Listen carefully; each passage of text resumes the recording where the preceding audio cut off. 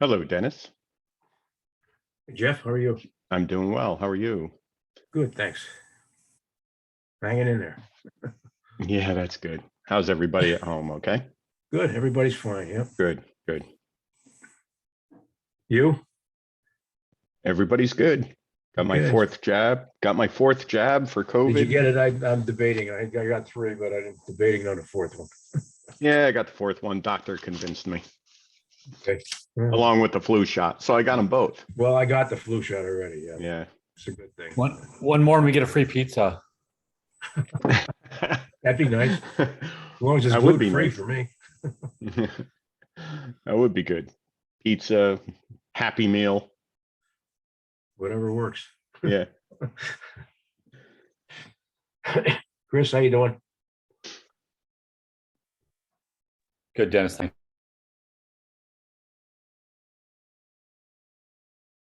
Steve, how you doing? Fine, Mr. Chairman. Thank you. How are you, sir? Good, thank you.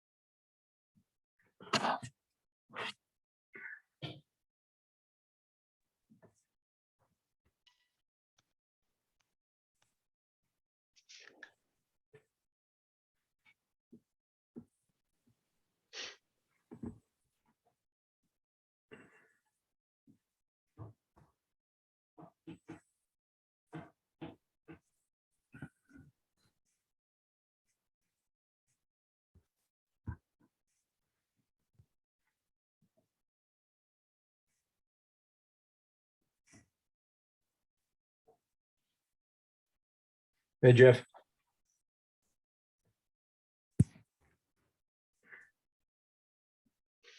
That's to you, Mr. Stedman.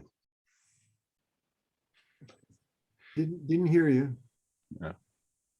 Dennis said hi Oh, I, to Jeff, but I just got off sometimes. the phone with him a half an hour ago, not even. Oh, really? Couldn't be talking to me. I just talked to him. thank you. Thank you, Rose.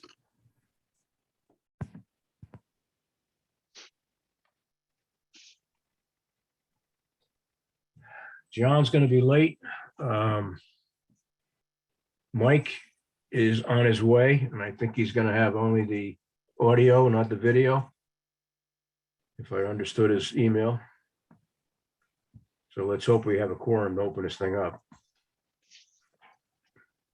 I believe Matt is going to be on a train as well, but he should be joining. Lori's here. How you doing, Lori?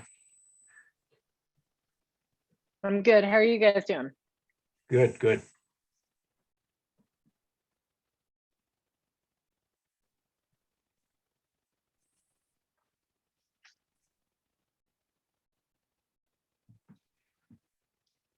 Bruce Lavallo, can you test your mic? I cannot hear you, Bruce. I could see you.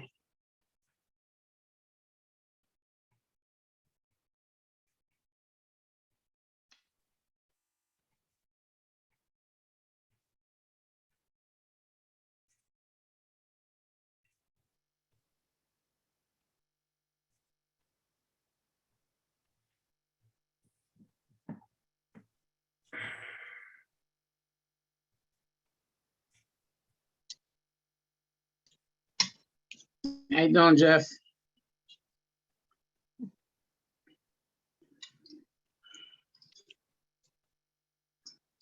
Can't hear you, Bruce. Cannot hear you, Bruce.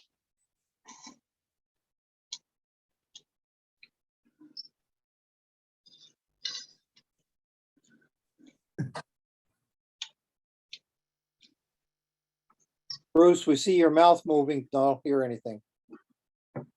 Can you do sign language? He's like a Godzilla movie.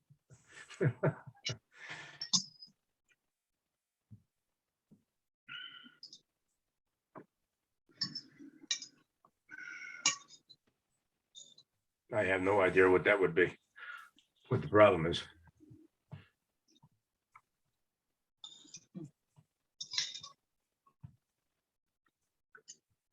You could try to mute and unmute. Maybe that'll help you. Hi, Al.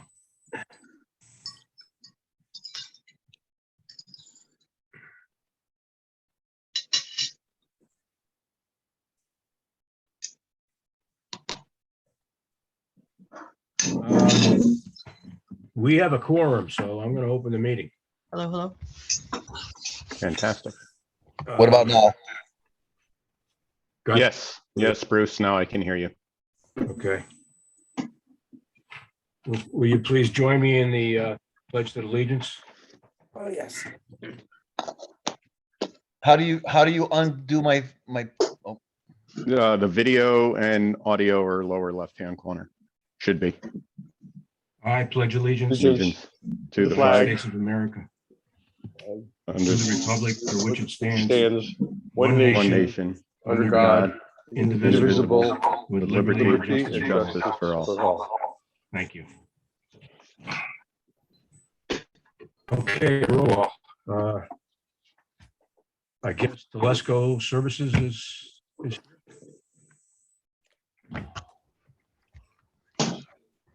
I assume so. She didn't answer.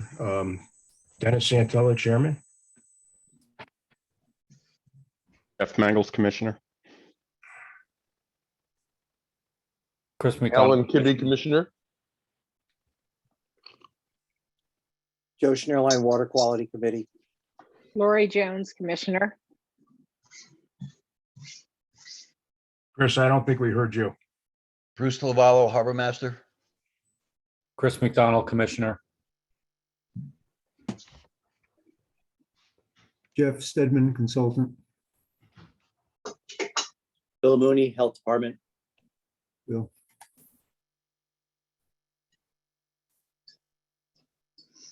Justin Bisagino, PD. Steve Bardish, Shellfish Commission. John Pagler, Shellfish Commission.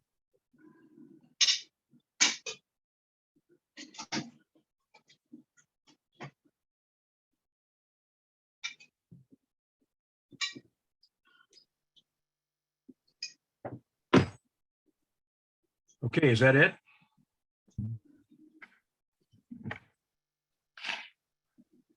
I do see Nick Sachinelli. He's with the Shellfish Commission too, but you could correct me if I'm wrong.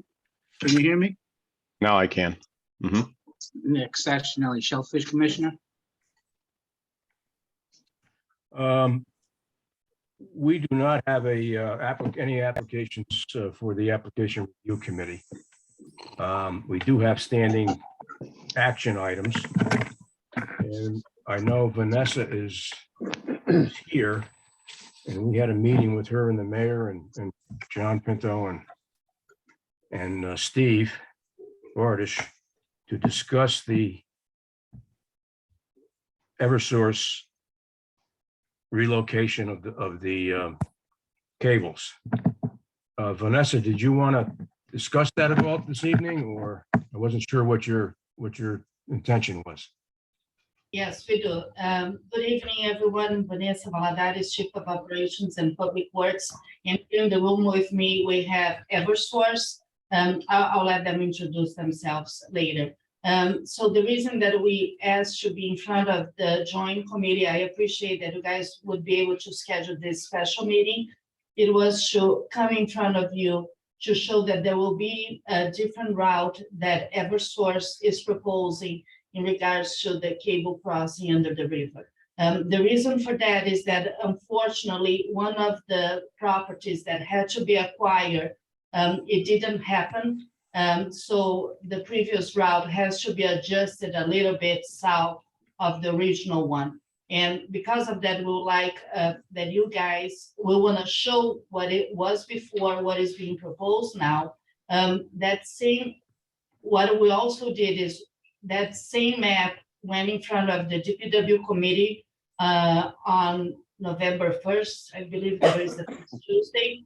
And tonight is also going in front of the Planning Commission due to the 824 and also in front of you so we can move this item to the common council on the 22nd. So the mayor can sign the documents related to their application with the site council. So if you let me, I would just want to introduce who else is with me, and then I can share my screen and go through what we're talking about. Sounds good. Thank you. Good afternoon, everyone. Evan Piacenti, Project Manager with Eversource. Marcia Wellman, Project Outreach Services. Good evening, everyone. Ken Roberts with Eversource Manager. We have a few others in the back row here with us, some of our consultants and our city rep here. You want to poke your head in there so they can see you on the camera, so they know. Chris Farrell, Eversource. Matt Davison, I'm a consultant for Eversource. And lastly, good evening, Ian Cole, licensing and permitting, Eversource. So Chairman, I'll share my screen. I just want to go through what are they proposing, and then we can open for questions. Would that work for you? Can you share the drawings that you showed with us? Exactly is what I have here. Yes. Okay, great.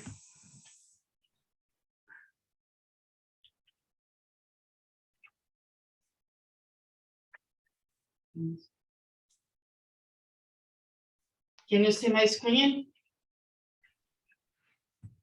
Yeah. Let's see. I see it. Okay, so this was the original, not the original, because I just want to emphasize that we went through over 17 or 18 proposals of the route, but this was the last one that we really thought that was going to be the final one. And that route on the red is what is showing underground. When it's the yellow portion is what is the under the directional drill, thank you. And then we're gonna continue at Route 136 underground. So red is that, but the part that we wanna focus tonight is really the yellow one. There is really minor changes to the underground route. It's very, very minor, just an adjustment to get to this property. So what Vanessa, may I interrupt you? This particular drawing shows it avoiding the docks. Is that correct? That's That is correct. correct, yeah. So I'll try to zoom in a little bit on the yellow portion of it. Can you guys see better like that? So, so focus only on the horizontal drill. As you can see, all the conduits will be a little bit north of the docks. That was the. That was the old. That was the old one, yes, That's right. that was the original one. And all the vaults would be in this property, but we have to have access through this one. This is the property that unfortunately the right of way could not acquire. So because of that, they had to reroute to avoid that property. So that is the new one. I'm gonna zoom in again so you guys can see a little bit better.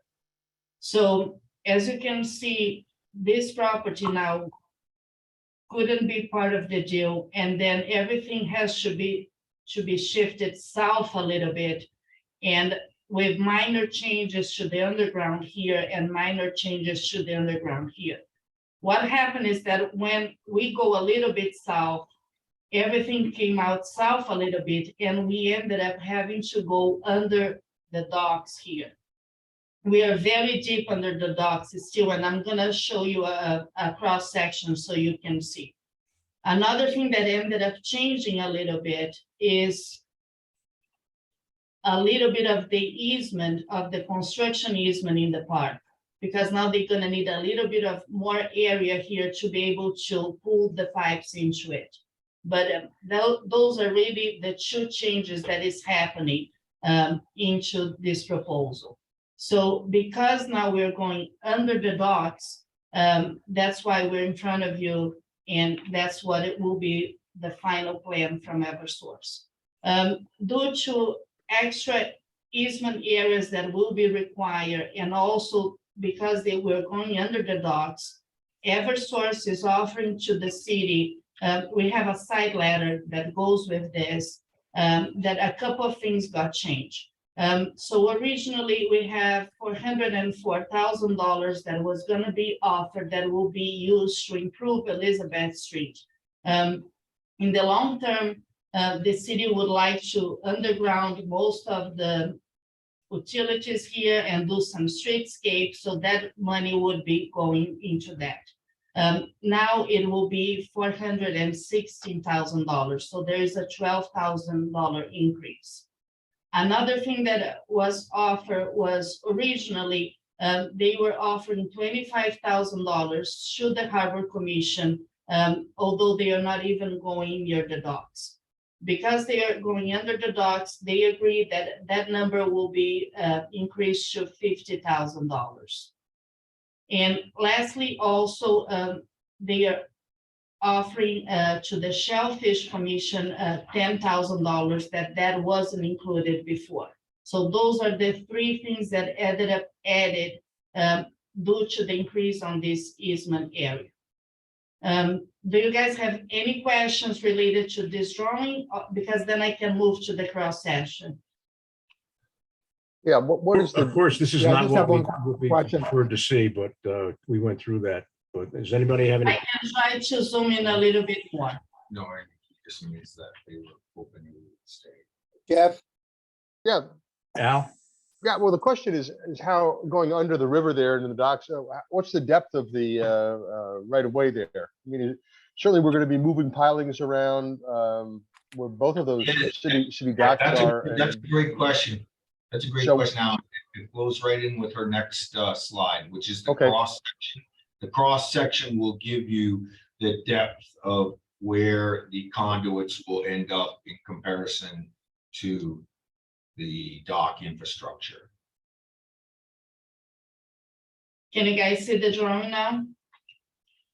Yep. So this is more of an engineering drawing here. So, if you need help, sort of.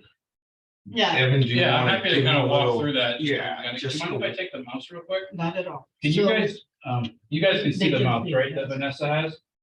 The Yep. cursor? Okay, I'm gonna make it easier. So, these vertical lines here are the dock piles. And it shows the embedment depth that we got from the commission many, many years ago. This dark bold line here would be the channel bottom. So essentially everything above this line would be, kind of above the channel. Everything below the channel. And our intention was to design this HDD in such a way where we were as deep as possible. And right now, the two drills, as you can see here down the bottom, are actually just before we hit bedrock. So we're about as deep as we possibly can be without hitting bedrock. If you remember, if you've been on this project as long as I have, you'd remember that there was at one point a design that had them located up here. One of the several improvements we made was to make them as deep as we possibly could to limit, allow for future development up above with minimal impacts. So as you can see from here, we're 13 feet 7 inches offset, about 8 or 9 feet beneath the current dock piles.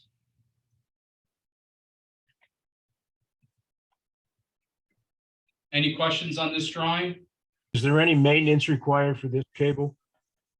Sure, yeah, we can speak to that a little bit. Give you the mouse back. Great question. Great question. So we do, the cables themselves essentially run from vault to vault. In each of those vaults, Vanessa, I think, pointed them out on the last drawing. Yeah. Yeah, you want to go back. And the maintenance of those cables is done from vault to vault. Generally, on a 5-year cycle, we would be cleaning out the vault, inspecting the cables, performing any necessary testing as required.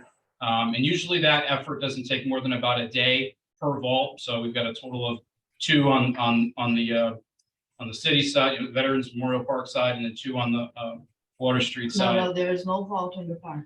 It is not in the park. Yeah. Just outside. Yes, Yep. the vaults are on 136 and then on a private property. Correct. Yep. So it's not at city property. Correct. So each piece of maintenance would take about a day. Each vault location would take about a day. Generally done during daytime. Just maybe a vacuum truck and a couple of folks working on it Going into the manhole cover. through the manhole covers. Yep. So And the cables themselves generally have a 30 to 40-year life cycle. And if at that time they would need to be replaced, they would be pulled through and then essentially replaced from vault to vault. At the same elevation. Correct. Yep. Yeah, permanent conduits would be installed within, underneath the river, so you could essentially pull through there at convenience. So I think the real question here is in terms of the development of that area as part of the Department of Recreation and Parks and then the Harbor Commission. Is there any restriction on doing construction above those cables, like moving the pilings? Because as you know, docks don't stay in the same place. They get boat sizes changes. All those pilings get pulled and pilings get reburied. Is there anything that has to be done if we decided to move piles or drive new piles? Yeah, great questions too. Great questions about the future, and I would say that it's twofold. Yes, there are restrictions, but yes, there are abilities to develop in conjunction with the conduits. So Kevin, you want to go a little deeper than that for me? Yeah, absolutely. So some of you may recognize this drawing that we actually provided to the commission several years ago, and it's been updated to reflect this new route. So it's not going to obviously look the same, but essentially the area on top is an area that we're calling it a coordination zone, right? It's an area that if dock piles were to be installed without kind of review by Eversource or at least an understanding of the exact placement of these cables, it could present a significant safety risk and a reliability risk. So this is the area that we would say that anything that to be performed in this area, we'd want to work together to make sure that we can execute that project safely, which is very similar to the process that we would use if something was being installed on land. Your designer would reach out to the necessary utilities and understand what is subsurface to make sure that the project could be designed and executed safely without impacting any subsurface utilities. So that's on the top. The area below, second half of the page here, is the area that we're asking for no future construction. And specifically, that is directly a 3-foot area directly over the cables. Specifically, that's just to avoid, the necessary impacts or pressures to the cable subsurface, and then a 5-foot radius around the cables themselves. But everything in the in the middle section and off to the sides is fair game. And we've challenged our team to reduce this area down to the smallest area they felt comfortable. And this is ultimately what was determined by our senior leadership at Eversource. And so if you just take that back, just go back to the other, yeah. So taking that back here, you can see we're already 5 feet. The circumference that we're looking for with you moving the poles around, we're already below it pretty much circumference wise. So really it's that 3-foot vertical, and we're confident we could work with you. The 5 feet radius would be, somewhere, it's right, exactly. So we're in that area, then 3 feet above, and then go back to the regular picture where it shows their docks as they exist now.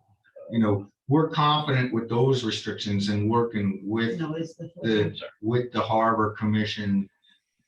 We would be able to, whatever kind of dock expansion you would contemplate, we're confident we could accommodate, with our conduits there, and we could work together to a design that works for you guys. Go back to the first one, just because it shows, no, not that one, the one, sorry. The picture, the map. I like the pretty pictures.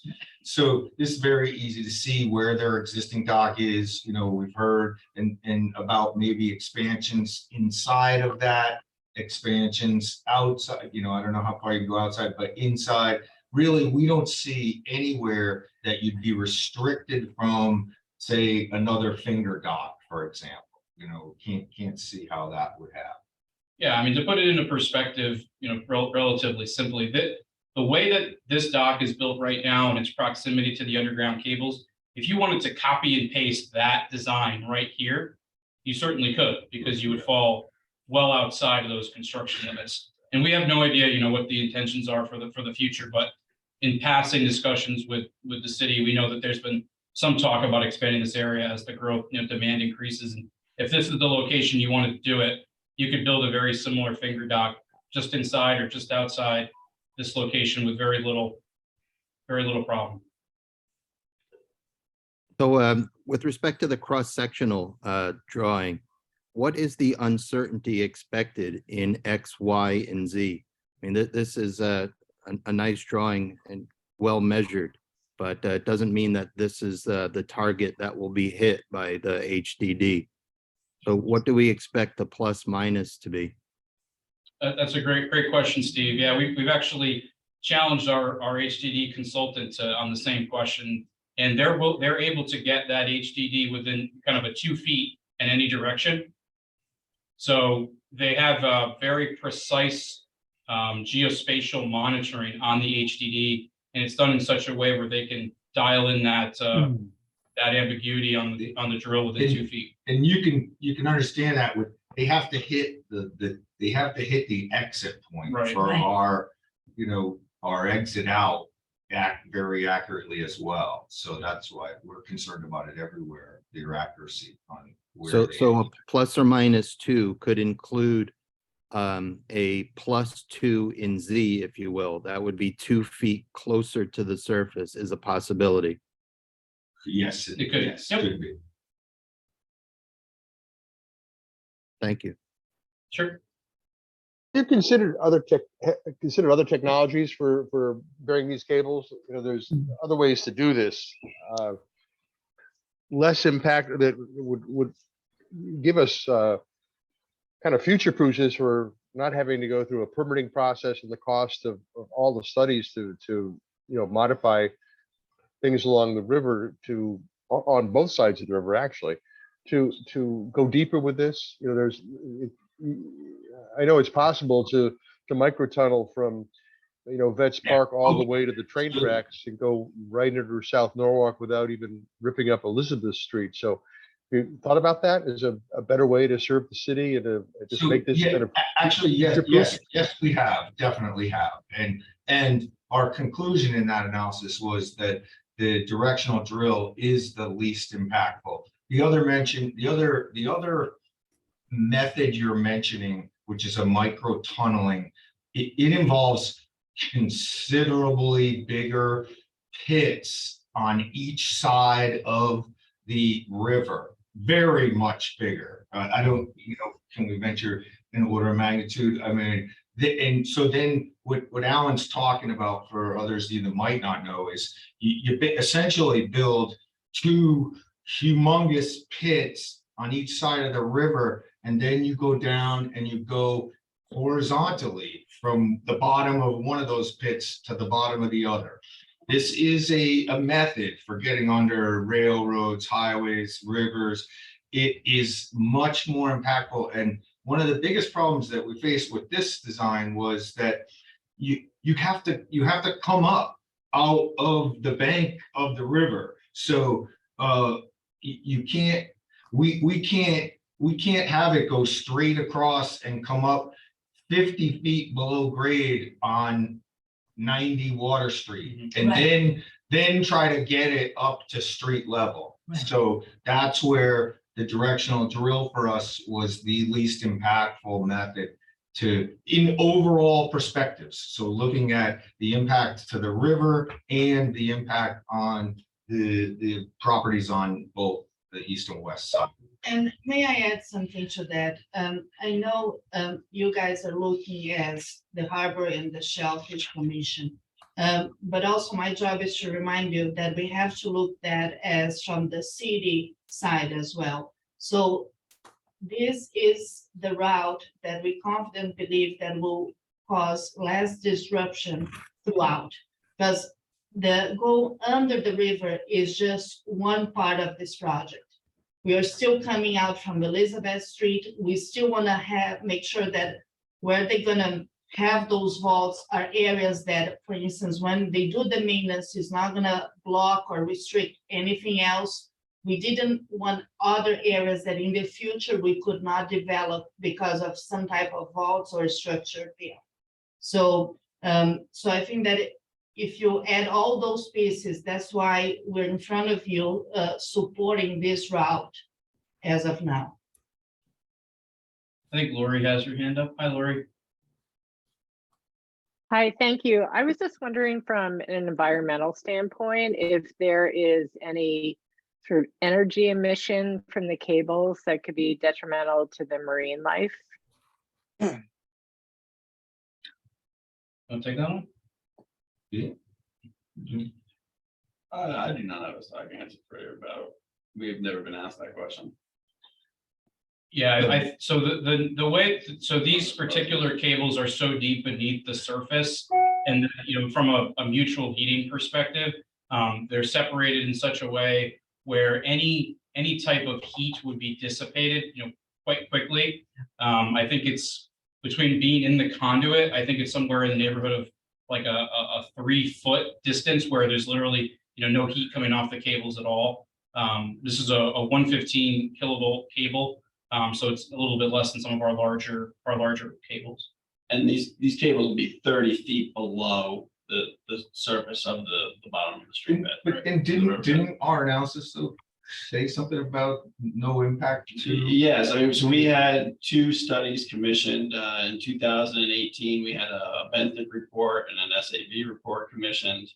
That report demonstrated that the river was stressed based off of the benthic habitat that was there. And then listening to concerns from the Shellfish Commission in 2019, we had SWCA commission a site-specific shellfish study. And that study again showed that there was limited shellfish habitat available in the stream bed proper, and that there were small assemblages of shellfish limited to the immediate shoreline. Both those reports indicated that that there would be no significant impact to local shellfish populations based off of the HDD crossing. And we'll also have to demonstrate that to the DEP. Yes. And OLIS through our permitting process with them. Thank you. Hi, Joseph. Hi, I'd like to follow up on Laurie's question. We know that these cables give off heat, and even though you say the heat is dissipated, where is it dissipated to? And contrary to the findings that you had about shellfish in this area, there are shellfish on the bottom, there are crabs on the bottom, there are fish on the bottom. I used to work at the Maritime Aquarium for 13 years. They had dock boxes that are evident of that, and they sit on the bottom. So whoever you had do that research didn't talk to the right people and didn't investigate it long enough. So how are you going to dissipate the heat? In the past, you used a cooling solution. And when they put the cables So, across okay, the town, that's a different, that is a different pipe technology. So you're speaking of like a high pressure fluidized filled cables, which we've moved away from. Yeah. Due to these cables being more, these XLPE type cables, not requiring that. And can I just say that that is a technology that those cables, the HPFF cables, high pressure fluid filled, are no longer being produced. We'll be using, to Ken's point, XLPE. It's a poly cross link dielectric.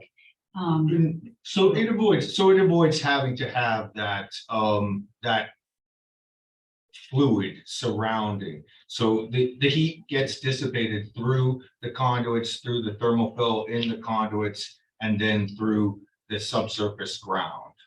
so it warms up the bottom. No, Joseph, no, That's right. we'll be 30 feet deep at that point underneath the channel bottom. Yeah. Oh, yeah, I'll go back to the cross section. And heat rises. It does, yeah, but 3 feet is what we generally look in each direction. So show again, where's the bottom on that? No, it's right there on yours. Sorry, with Where this you one? were, this one. The depth. Yeah, so essentially where the bottom of these cables are is, it's probably about -45 or so below grade. And so the channel bottom is actually here. So your crabs and I suppose shellfish would be up at this elevation. Yep. And then this heat would be dissipated somewhere in here. So the area above it will not warm up. Even though The heat area rises. at the channel bottom will not see any temperature difference than it is today.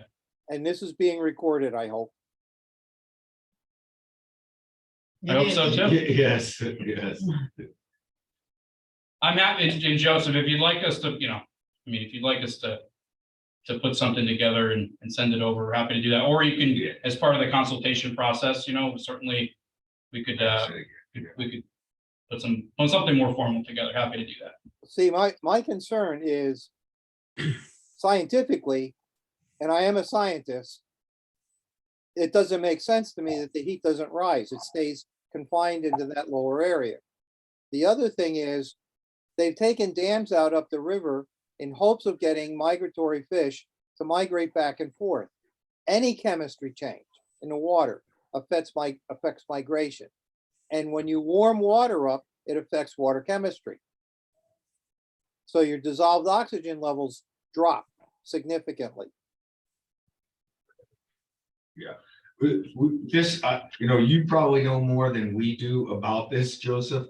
In this particular topic, okay, we will totally admit that. We're confident that we won't have an impact to the wildlife in this area. We'll have to demonstrate that to OLIS and the DP. And we have that existing right now in multiple locations where we've got cables under the river, and we're not interfering with fish migration or shellfish habitat. Right. We have this in other locations. The technology is not new. Another thing, it's a tidally influenced channel here. So you got, the temperature change that you see in that area, I'm just a pseudo scientist, but I bet you that, you're seeing a significant temperature change in that area on a daily basis that We do. is But much the more other affected aspect by. of that is this is Yeah. the warmest part of the harbor. And USGS has a record of that over the past year. And you can see that this area is significantly warmer than outside of the harbor near Cove Marine or up the river. So any addition to the heat will impact it even more. We're confident that it is an insignificant impact to the heat. Hi, Stephen. Yes, thank you. I just wanted to ask about this follow-up benthic macroinvertebrate study. I don't believe that the Shellfish Commission was in receipt of that. And I just wondered for the record if that could be submitted or resubmitted if I somehow missed it. Yeah, I'll make sure that I'll get it to you as soon. I believe that they send it to me electronically, but if not, I'll send to you. See if I'm out of town tomorrow because I have to go to a site visit, but it will be in your mailbox by Friday. Thanks, Vanessa. Jeffrey? Thank you. I have a couple of questions, if you don't mind, and comments. I'm thinking back to the October meeting in 2018 at the Common Council meeting, where the council authorized the mayor to sign whatever was necessary to sign for you to move forward with the 408 permit to the application to the Corps of Engineers. And that motion of the council, I believe, was conditioned on there being an affidavit, which I think the city council, the corporate council referred to it as an affidavit, that would make clear that the city would not be limited with respect to what it could do at the dock. And so I think that and of course, the commission and the Shellfish Commission have to do a formal review of all this, but looking back to that council resolution at the time, I believe it was conditioned that there would be an agreement, a legal agreement between Eversource and the city, that the city would not Yes, be limited by. I that- can that's- answer that, Jeff. Sorry, go ahead. I didn't mean to interrupt. So I think that that's something that as the commissions, the two commissions review this, formally review this, we would be quite interested in seeing something like that. I mean, I'm just thinking ahead a little bit. The second question I have is the effect on the west side of the harbor on the property that your access is going through, right down the middle of the property. What effect that will have on the redevelopment of that property? So when you had talked about, some years ago with your initial proposal, it was going to go pretty much down the property line between the two properties. And you said that was for the purpose of trying to avoid restrictions on or decreases in redevelopment opportunities on the property. But now I see you're going right through the middle of that property. Will that preclude future redevelopment of that property?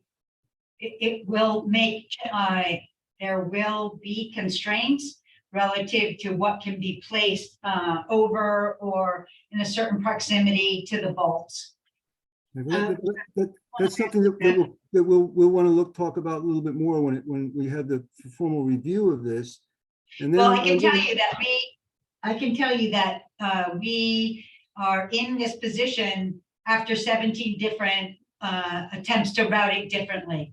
Right. Jeff, let me just add the two things on this. The first one is that now who owns that parcel is Connecticut DOT. Right. So DOT owns that parcel. It's not anymore a private developer that it owns it.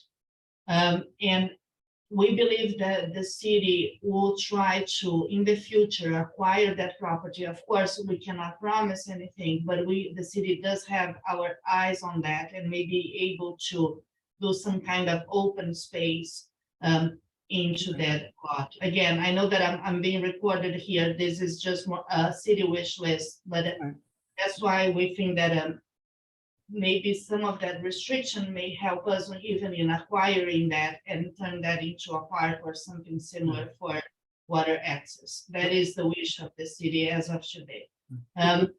Going back to your first question, after the 2018, there was already another common council approval that was September of 2020, if I'm not wrong. Yeah. So that one pretty much kind of got voided, and now the last one was September 21 that was approved. And with that route that I just showed, there was no kind of restriction into it, but there is an agreement that goes with it. And this side letter where it states exactly that value that Eversource will be willing to pay for those easements, as well as some restrictions, operations, and all the things that we have been discussing for 6-7 years that Marcia cannot take any of my calls anymore because of all those things that I make sure that it is there to protect the city. Again, this whole agreement takes care of all the proposed new route that affects the police headquarters with their concerns. It affects when that work on Elizabeth Street will be done, what are the restrictions there, the restrictions in the park, and then the restrictions on 4 Point as well. So yes, there is an agreement that's the letter that the mayor will also be able to sign. So that's why the resolution that goes in front of the Common Council, it is for the mayor to authorize the mayor to sign all related documents related to this route. That will be a letter of support for the route, including this agreement between Eversource and the city and the site letter. So that's what it is, all that. And if you go back to the September 2020, the draft of that letter is the backup of the meeting. Right. There will be minor adjustments. The only adjustments that we are seeing as of now is just the values that got changed. Also, because there was an environmental portion into it, there is also a lot of language to protect the city in a lot of those things. Okay, so we would like to see that, of course. And then I just have a couple of other comments, if you don't mind. And then I may have to leave the meeting quickly.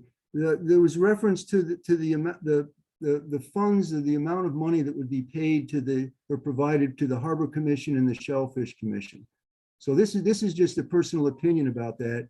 That just doesn't seem, to an outside observer, that seems odd, because there are two public agencies that have responsibilities to review an application for a permit, and for those two agencies to be receiving money from the applicant.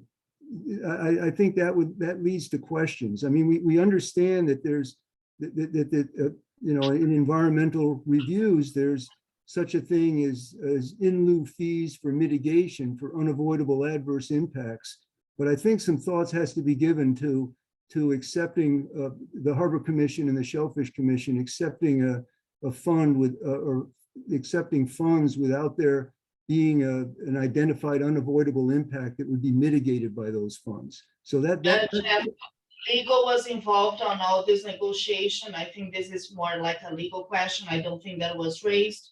And I think the intention for Eversource is this money is really a contribution. If in the future they need to do any expansion of the docks and all that, and that's what that money will be used.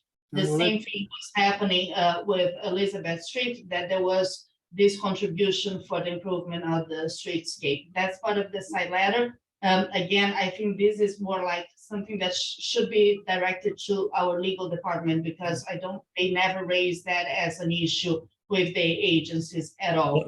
Let me ask this, is it a contribution, or are they purchasing an easement? Well, what happened is that because of the easements, you get that. So, but we did a breakdown, because what happened, we want to allocate that money for you guys to use. So instead of wrapping up as one lump sum, we are putting that money in one account that will be really for you to use on whatever you like, instead of just go to a general fund of the city. Yeah, and that's all good, but is Eversource making a contribution, or is Eversource purchasing an easement? An easement, and we had also appraisals that came up to confirm that value was fair. If I might just, I have to leave the meeting and I'll get right back. I have an unavoidable matter, but if you could also talk about your schedule for moving ahead now, and when the commissions you expect will see the applications to both the Corps of Engineers and DEEP and the Siting Council. And then the other comment, Vanessa, I'd make, and I'll get back to the meeting as quickly as I can. We certainly appreciate that this project affects much more of the city than just the harbor and the shellfish resources. But the responsibilities of the Harbor Commission and the Shellfish Commission, as you know, are just specific to the harbor. So in doing the job that the two commissions have, we'll be focusing on the impacts on the harbor and on the impacts on the shellfish resources. And then the other stuff will be sorted out in the final regulatory decision. But that's the job and the responsibility of the two commissions, to focus on their areas of responsibility. You want me to talk about the schedule now, or when you return to the meeting? Well, go ahead, because I'll be back in maybe 10, 15 minutes or so. Jeff, a quick question before you disappear. Jeff, Yes. they showed as-built piling depths. I have no way to confirm that. Do you know, does that look right to you? Do we remember giving them the as-built? Yeah, we got that. Yeah, we do have the as-built from the new docks, Chris. That's why we have that's the correct elevation. Okay. So let's go through the schedule, because High level, we can do it in under 1 minute. We're hoping to get through the Common Council in the next couple of months here. We're hoping to put our applications in early first quarter in 2022. That'll put us, or 2023, and that will put us before those boards and the Siting Council and the OLIS. They kind of dictate when we get out of there, but we're hoping for a Q3 construction start next year. And then completion in 2025. High level, and we have a slide that shows this that'll come along with the deck. So, but that's just to give you the high level. I guess Jeff had to leave quick anyway, so I didn't have to go so fast. I have a question, not as a commissioner, but just as a resident here. You know, Vanessa said this is the least disruptive way to do this. Are you going to drill under Elizabeth Street or excavate all of Elizabeth Street? To like, Excavate. Yes, we're gonna excavate Elizabeth Street and as that's Vanessa not, and that's not disruptive? Well, again, it is the It least is. one, It- you know? drilling under there wouldn't be feasible, but actually the city is, that's the other part of the benefits that Vanessa was talking about, that the city's negotiated with us so that that excavation benefits the city along with the impact, if you will, Al. You know, and I mean, there's no way with the impact. because we're trying. And how long, so, okay, so there'll be payments to the people who live there and It's a stuff like major that, right? construction, and we do understand that. So again, from the city side, my job this past few years is how we understand that this needs to happen, right? Because they have to relocate those tension lines that is on the Walk Bridge. We'll have So to relocate the people that live there too, right? For a while? no, there is no, We'll keep access. I mean, at all times. Yeah. So I can go quick on what we're planning to do. So it starts at the, where's the mouse? Sorry. It will start, the construction would start on the police headquarters, right? And that's really, the inconvenience will be really for the police and their cars, but we already was able to work an alternative that they will be able to have the same spaces throughout. So the public itself, unless if you're going to the police station that you're gonna see some construction, you're not gonna be affected by it. Probably in a couple of days, we're gonna have alternate lane here to be able for them to just get from the parking lot to Elizabeth Street. We are not, as of now, we are not planning to allow them to close the street here, but it will be alternately. Unless if it gets very unsafe, then I will have to allow some kind of a temporary closure, but we are not seeing that now. On Elizabeth Street, as you can see the lines, we asked them to go as close to the curb line as possible, and they really accommodate us here, so we can still keep traffic. There will be no parking on Elizabeth Street, but we can definitely keep a lane open through Elizabeth Street. Again, there will be a little bit of a closure because there is one time that line has to be moved a little bit to the center line, and that will not gonna be enough to accommodate one travel lane, but it will be minimum considering the type of construction. They come very deep here, is about 10 feet deep where the pipe will be. Another part that will be inconvenient is when they cross and they leave Elizabeth Street and get to the parcel. Again, it will be alternate lane here, so we're gonna keep traffic on. Now so all the work here will be just into a private property, so it doesn't affect the traffic around. Here will be tricky, but now it is, this is a Connecticut DOT road. So the city really doesn't have much of a say about disclosures here. We can ask, we can beg, they understand what is going on, but DOT is the one that really will give them the permit. One thing that we're considering to try to keep traffic here is move the curb line a little bit in, so we're still gonna be able to keep traffic around. The part that will be a little more tricky is when they're really digging this section here because of the sea view making the turn here. At the same time, because of the whole Walk Bridge project, we have a lot of detour plans that has been designed and planned for many, many years for the construction of all the bridges that will happen. So probably we'll be able to use one of those detour maps that we went over and over to try to figure it out which one will work for all the trucks and cars. So in my opinion, this is really the portion that will be the most disruptive. But they are not as deep as they are here. So we are hoping that they can get through here extremely quick.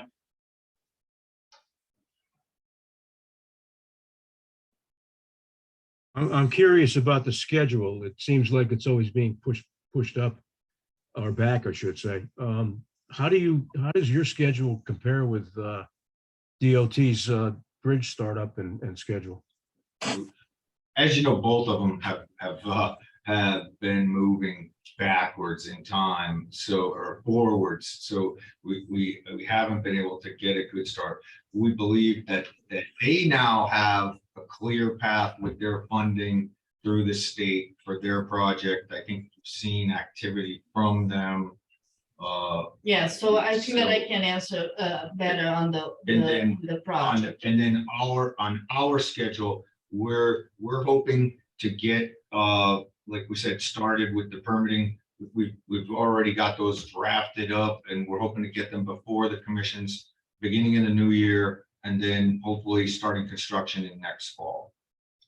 And then that would completion would coincide with the DOT's completion. Well, if they start, With the because start. that's the whole thing. This is really the critical path for the walk bridge. So what they are gonna start, they are finalizing their permit. As soon as they have their permit, they're gonna start doing some of the work, but they cannot do anything on the bridge itself until this project is completed, because those lines need to be relocated here. So until this is not done, this bridge cannot be demolished. And that's why there is a lot of pressure from DOT, because the relocation of the Eversource lines is the critical path for the walk bridge to be built.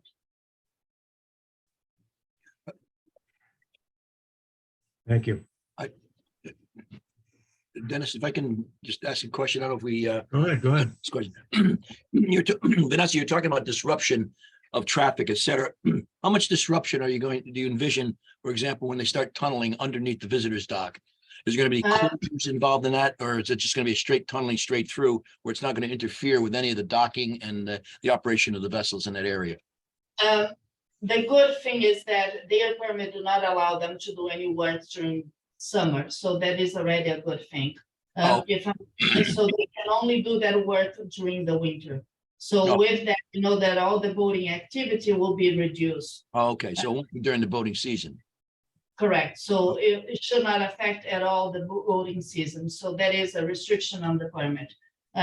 One thing that will be, I don't know if you guys can see my whole screen. Let me just change a little bit. One of the impacts in the park will be during those 30 days that they're going to be really putting the pipe on. Because they have to align the pipe, and even if I say something wrong, just jump in. Right ahead, you're doing great. So they have to have all that pipe up, and usually they'll use loaders, and then they're gonna keep feeding there. So that's why you have this all hash area where they're gonna have all that pipe aligning here. So who's gonna see the impact is the use of these fields, but again, it will be in the winter, so we are not expecting much activity in it. And this entrance will be closed, but we're gonna keep the entrance to the park through this one. That's why the easement just go to this line. So what will happen is we're gonna shift, and then we're gonna end up doing the entrance to everything through here. So 30 days, about 30 days should be out of there. So if I may ask again, going back to the schedule, from what I'm hearing, with respect to your schedule, you won't be done until probably 2024, somewhere in that year? We currently are advertising, I think it's a Q2 of 2025, and that's completion of, everything inclusive of restoration. So does that mean that the DOT cannot start the bridge until 25 or 26? They're looking, I believe the work that's tied to the bridge is scheduled for the third quarter of 25. That's their There's lots of activities that they can do. They're gonna be Right. doing prior. Right, There is prior a lot of to project things, going but on. the dismantling the bridge itself can't begin until our lines are built and energized. Right. And that's obviously for electrical reliability purposes, right? We can't unplug the city of Norwalk. Well, it's But, certainly out a lot more than we heard when we first started this project. Chairman, I just want to also clarify that one thing that we have been asking Eversource is that as soon as they are comfortable that this is really going to move forward, for them to really start the project on the underground portion of it, that doesn't need a permit. So just, the permit is really for the yellow. It does need a permit. Yeah, it needs a This- permit it for the needs- first of the route, Yes. yes. But I'm saying it doesn't need the environmental, right? Right. So- There's two permits for us associated with the project. One will be the environmental permit associated with the river directional drill activities. And the other will be for the project in its entirety with the Connecticut Siting Council.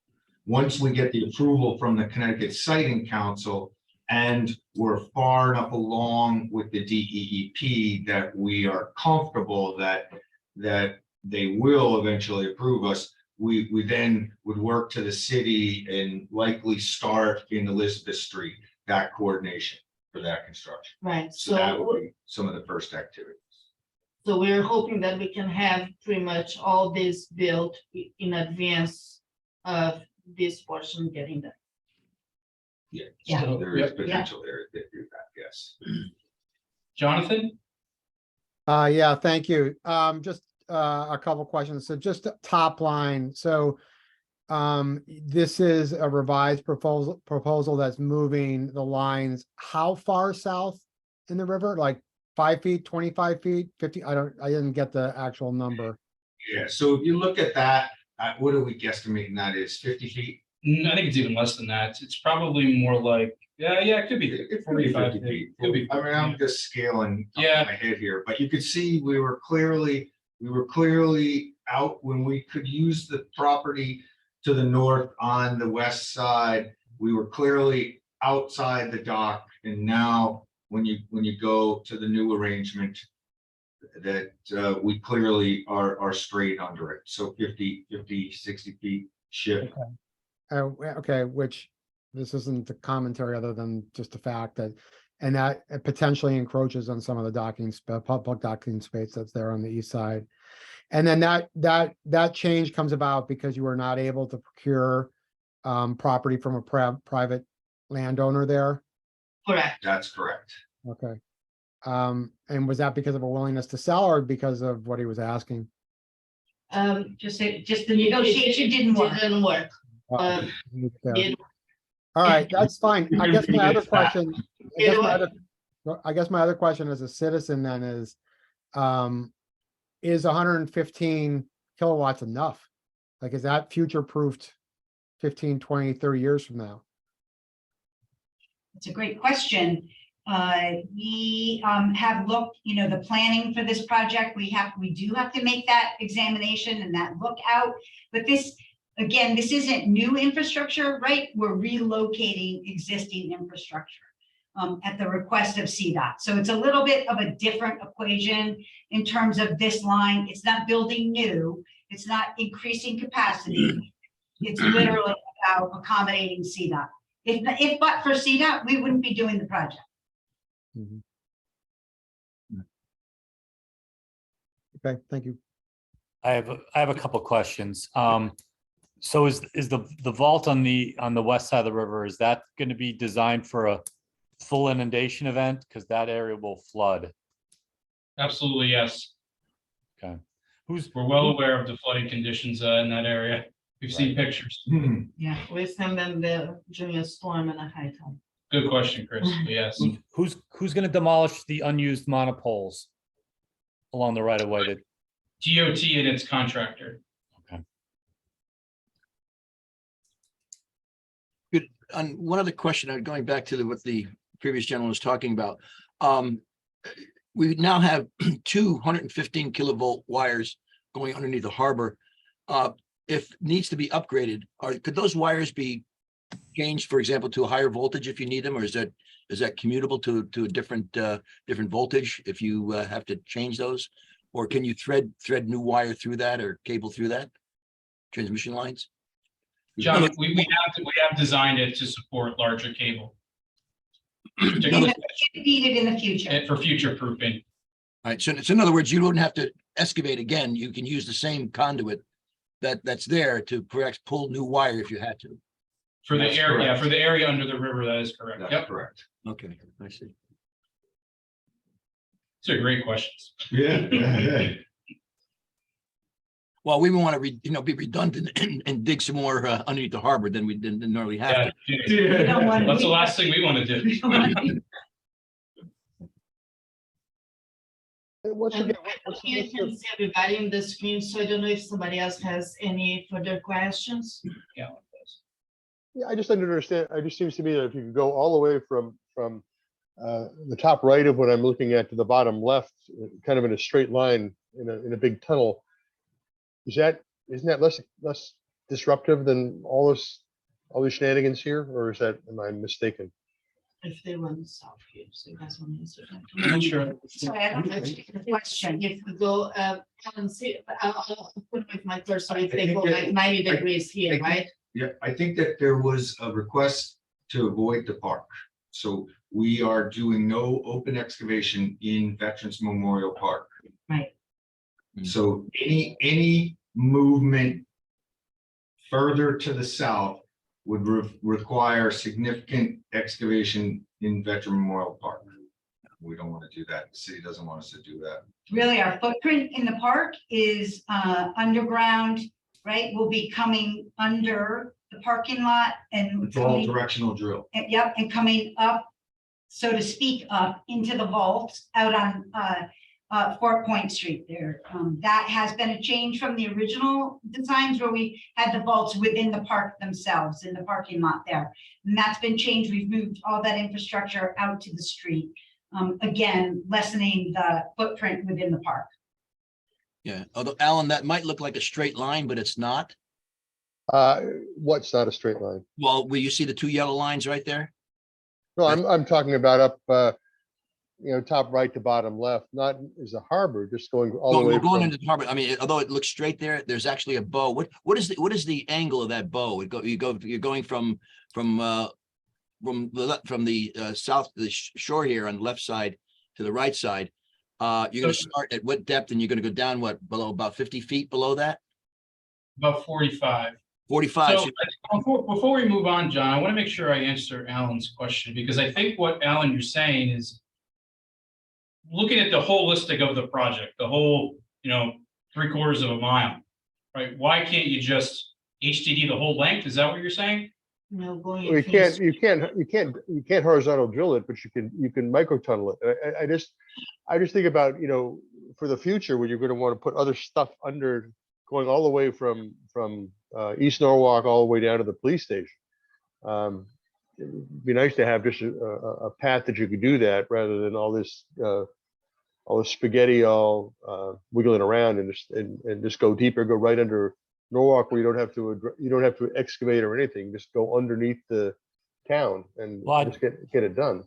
Alan, I don't think they want to be going under, 30 different property owners here. Yeah, exactly. Well, and also remember, we don't allow structure, like we don't go under a building, for example. So we wouldn't be able to do that. All of our facilities are accessible. So there's no building structures over. And I want to add that we have a lot of some old historical buildings along that area.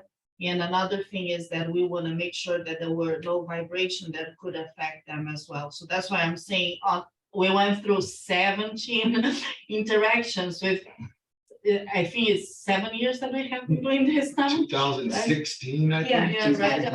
Yeah, so, and that's why when I said that this would be the least disruptive, it really is. We really look into all kind of options to try to really minimize the impact and really avoid going at the park, avoiding the docks and all that.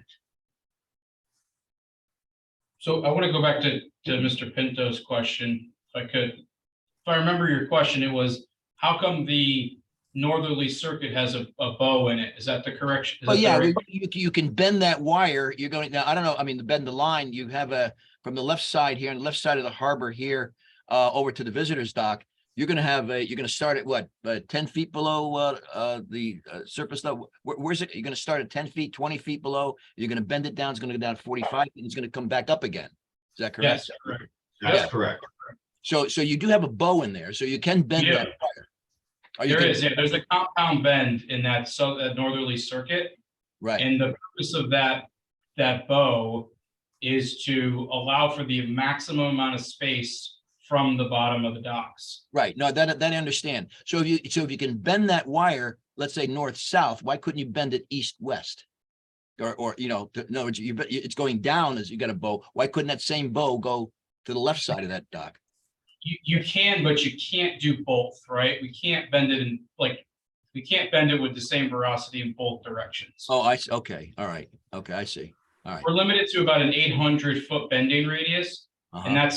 and we also have to worry about our trajectory angle on either side.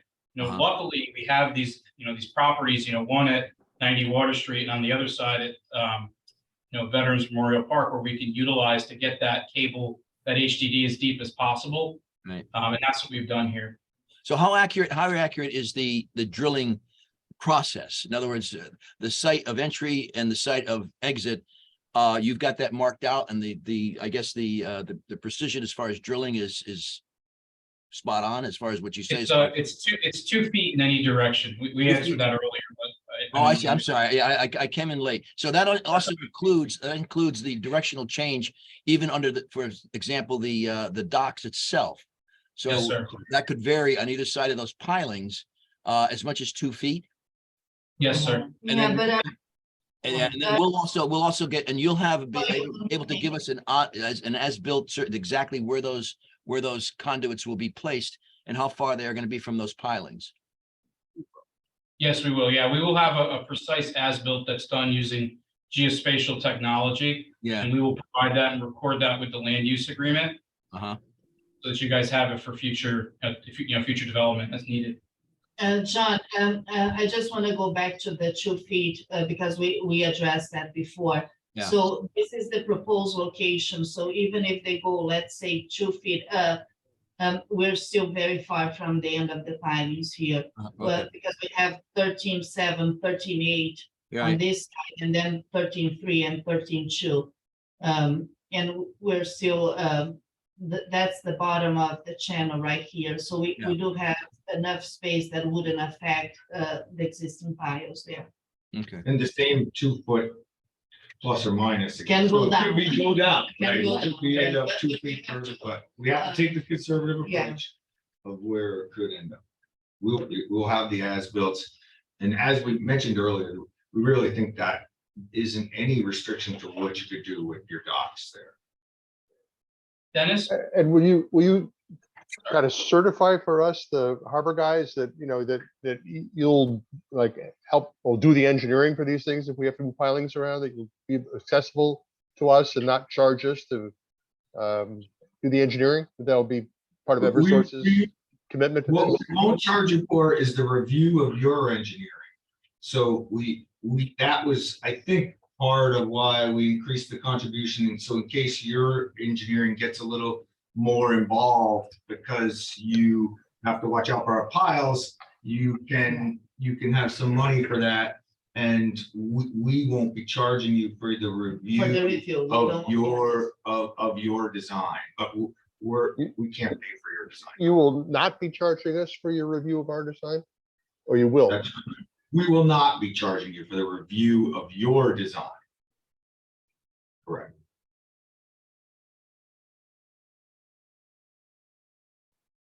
I think somebody else has a question. Sorry, is that again? I don't have it all. Again, Mrs. Jones. Just a quick question here, if I may. What's the depth of the lines under the roads?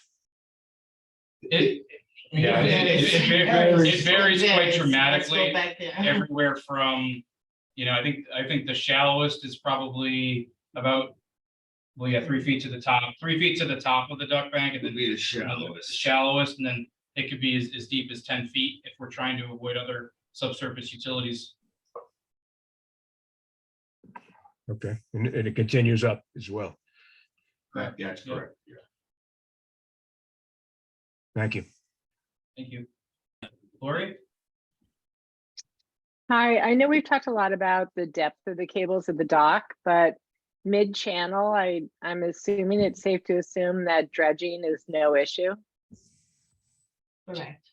Correct, yeah, the belly of the cable, and we don't have a good cross-section here, but it's actually, it comes down like this, and then there's a flat belly all the way underneath the river, and then makes its way back up. So we're as deep as we're gonna be at the bottom of the river. Okay, thanks. And just one other environmental question. I think that's probably been answered, and maybe might have to confer to Mr. Schneerlein on this too, as far as the impact that perhaps electromagnetic radiation going underneath underneath that dock, underneath the water, will that have any effect on the ethnic property of that in that area? So we had 2 studies done so far that concluded that it won't have an impact, and that'll likely be a topic for the OLIS permit review as well. So we're confident in our evaluation that it won't impact the habitat.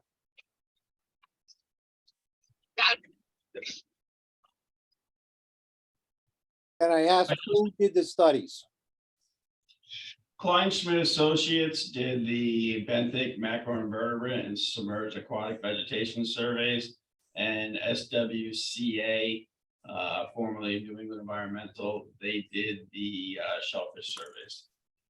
And can we see copies of how they did it? Absolutely, yeah. They had their methods and their means and methods and results are in both of those reports. We haven't seen copies of those. We can get you copies of those reports.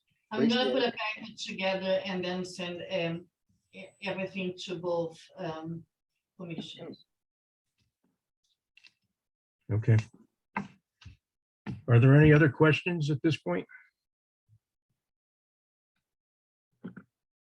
Does the, Vanessa, do you have any questions of us while we're still? No, I have asked, again, we're gonna go in front of the common council on Tuesday. Again, to authorize the mayor to sign the support letter and also all the documents related to it. That will be this agreement.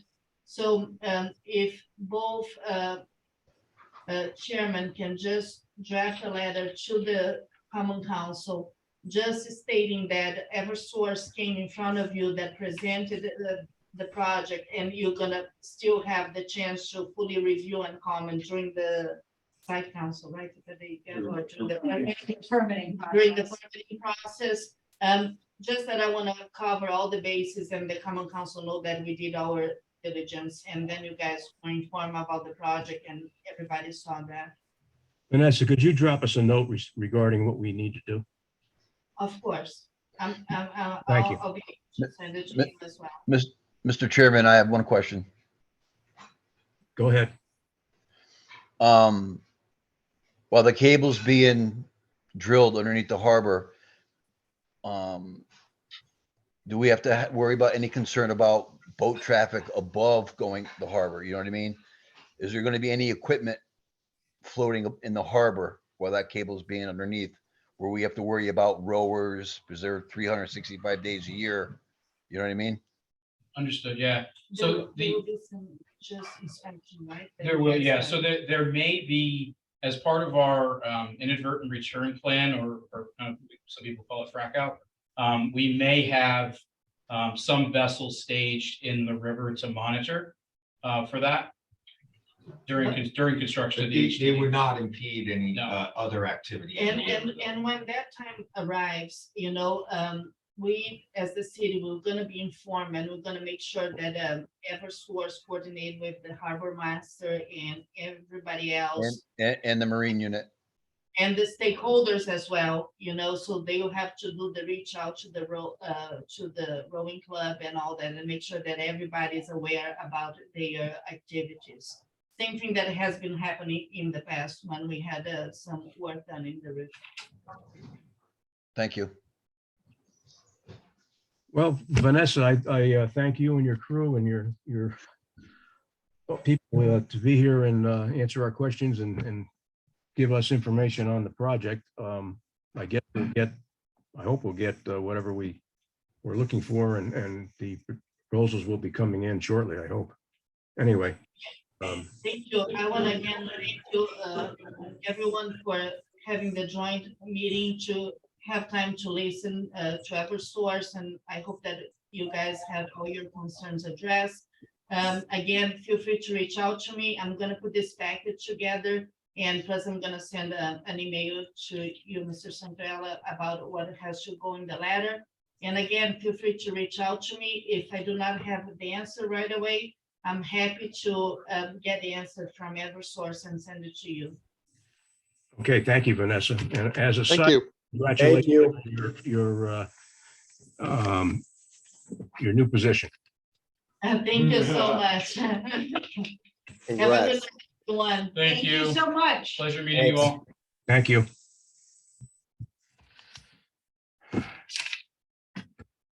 Okay, Matt, good seeing you. Mike, Heather. That's okay. Hi, everyone. Chairman's report. I just like to give a good shout out to our harbor master, Bruce Lavallo, and the inspector, Norm Edwards, and his crew.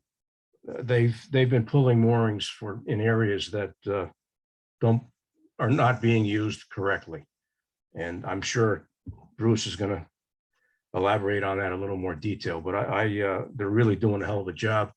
And they're basically, the poachers are going to have to leave because they've been doing this for a long time and no one knew about it.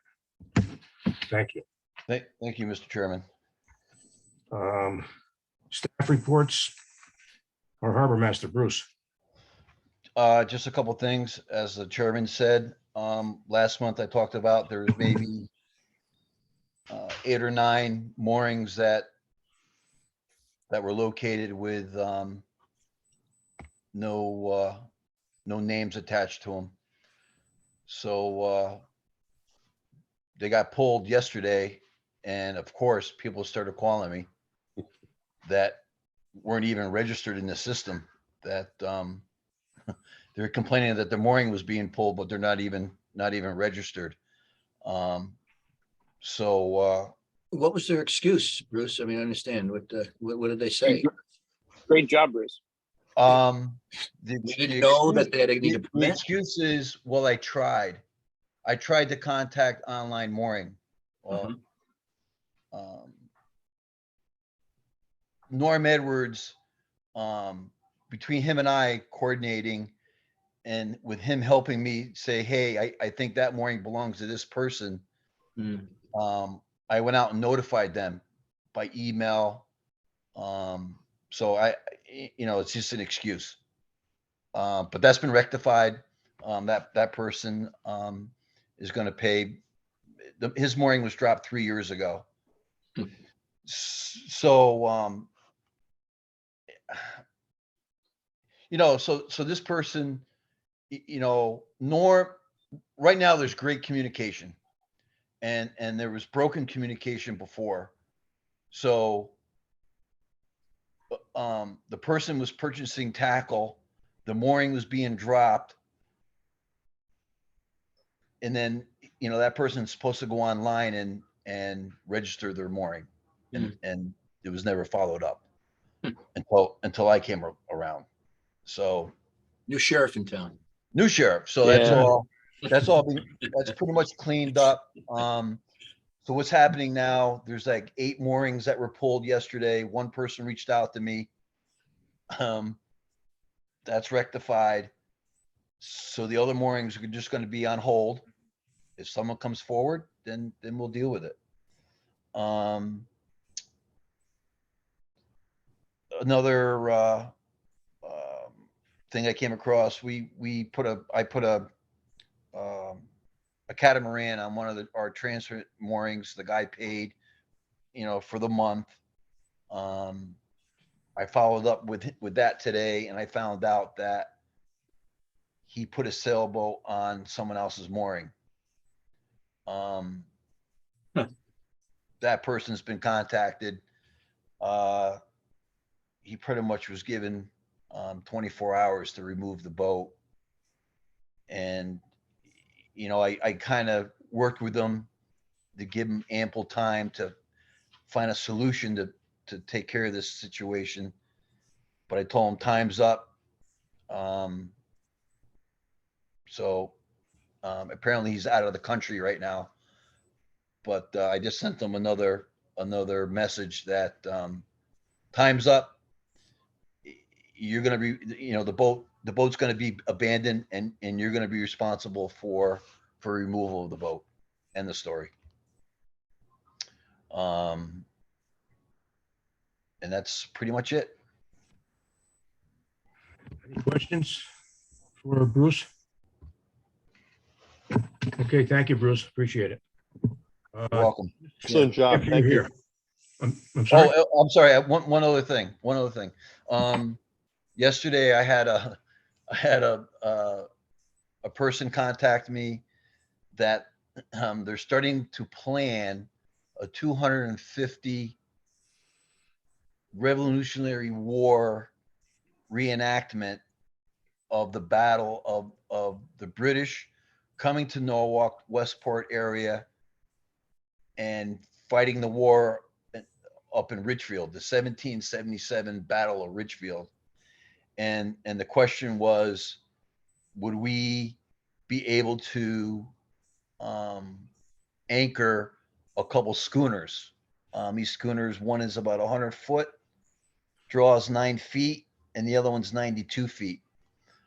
This is like 5 years down the road, but I told them that we would be very interested. We'll find a place to put them in outside the harbor. I think it would be cool to have it somewhere off calf pasture, somewhere in that area where there's enough water. So I told them, hey, we'll keep the communication open and we'll go from there. That's it. Good. Any questions? Thank you. Jeff, you're back. No, sorry, I had to No, that's all right. You take can an back at absence the right there for a time. bit. Go ahead. Might I be able to share my screen for just a second or for Why not? Why not? maybe a minute? Okay. Can you, I don't know if it's appeared yet, but can you see It this? hasn't appeared yet, Jeff. There we are. We got it. You got it? I know, we had these photos, just to quickly, I'm sorry I missed the last discussion of the Eversource project, but here's the route. And now it's going through the underneath the piers. The space to work isn't a whole lot. Just go quickly down here. This is what we put together previously with the other proposal. So it's this property then that would be essentially removed if, and I think that was their answer. It's going to preclude future redevelopment on this property. And they're talking about an open space use, but and then it would go through here. So my only thoughts, and for what they're worth, is that again we recognize that this has impacts throughout the city, but the purview of the two commissions, the Harbor Commission and the Shellfish Commission, is specific to the harbor, to environmental quality in the harbor, and to shellfish. The other stuff is somebody else's responsibility. So do our job and provide the comments and recommendations in the regulatory process and see where it works out. And then my other thought is, and it's a legal question, but the idea of taking $50,000 from an applicant and also the Shellfish Commission taking $10,000, that just doesn't look good.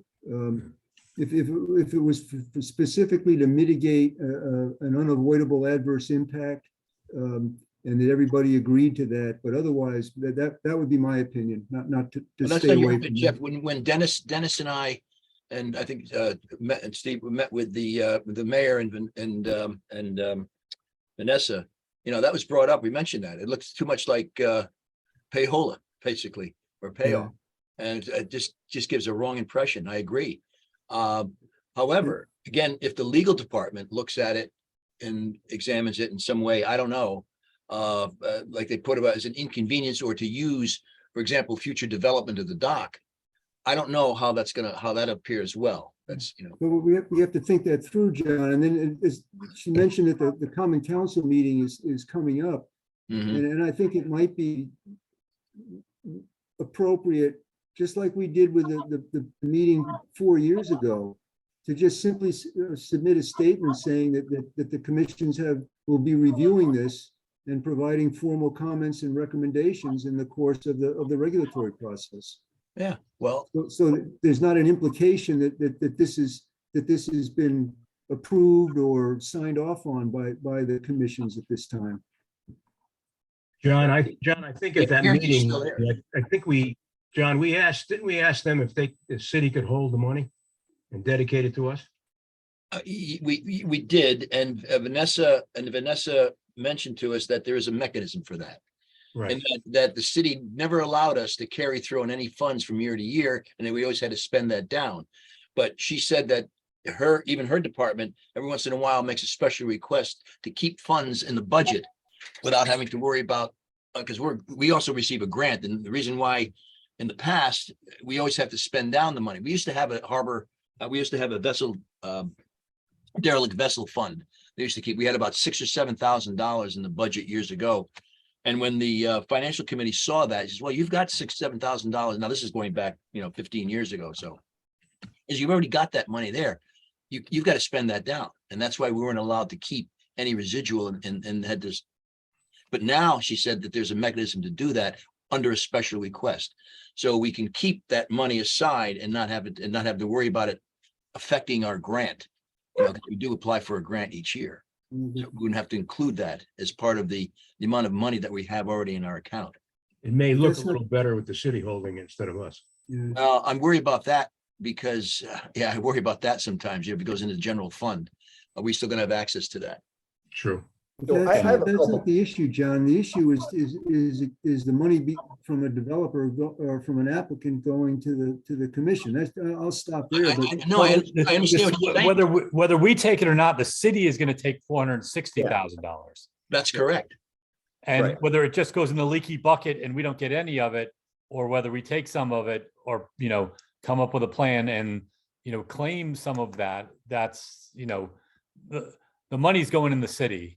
Yeah. Whether it goes to somebody else or it goes to us, that's up to us. Well, I like to think that any money That's up to our taking initiative on other things and saying we want the money for this.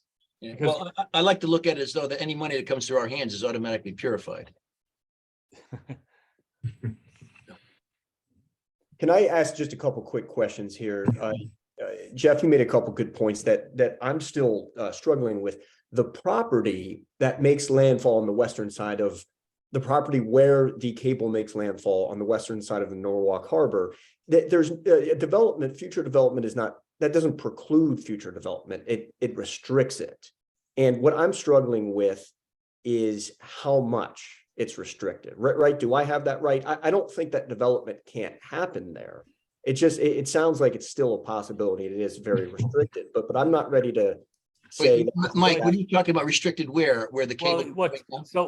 So what's going on that property? It looks like they're pretty much bisecting the property with the Eversource's line, with the vault in the middle of it.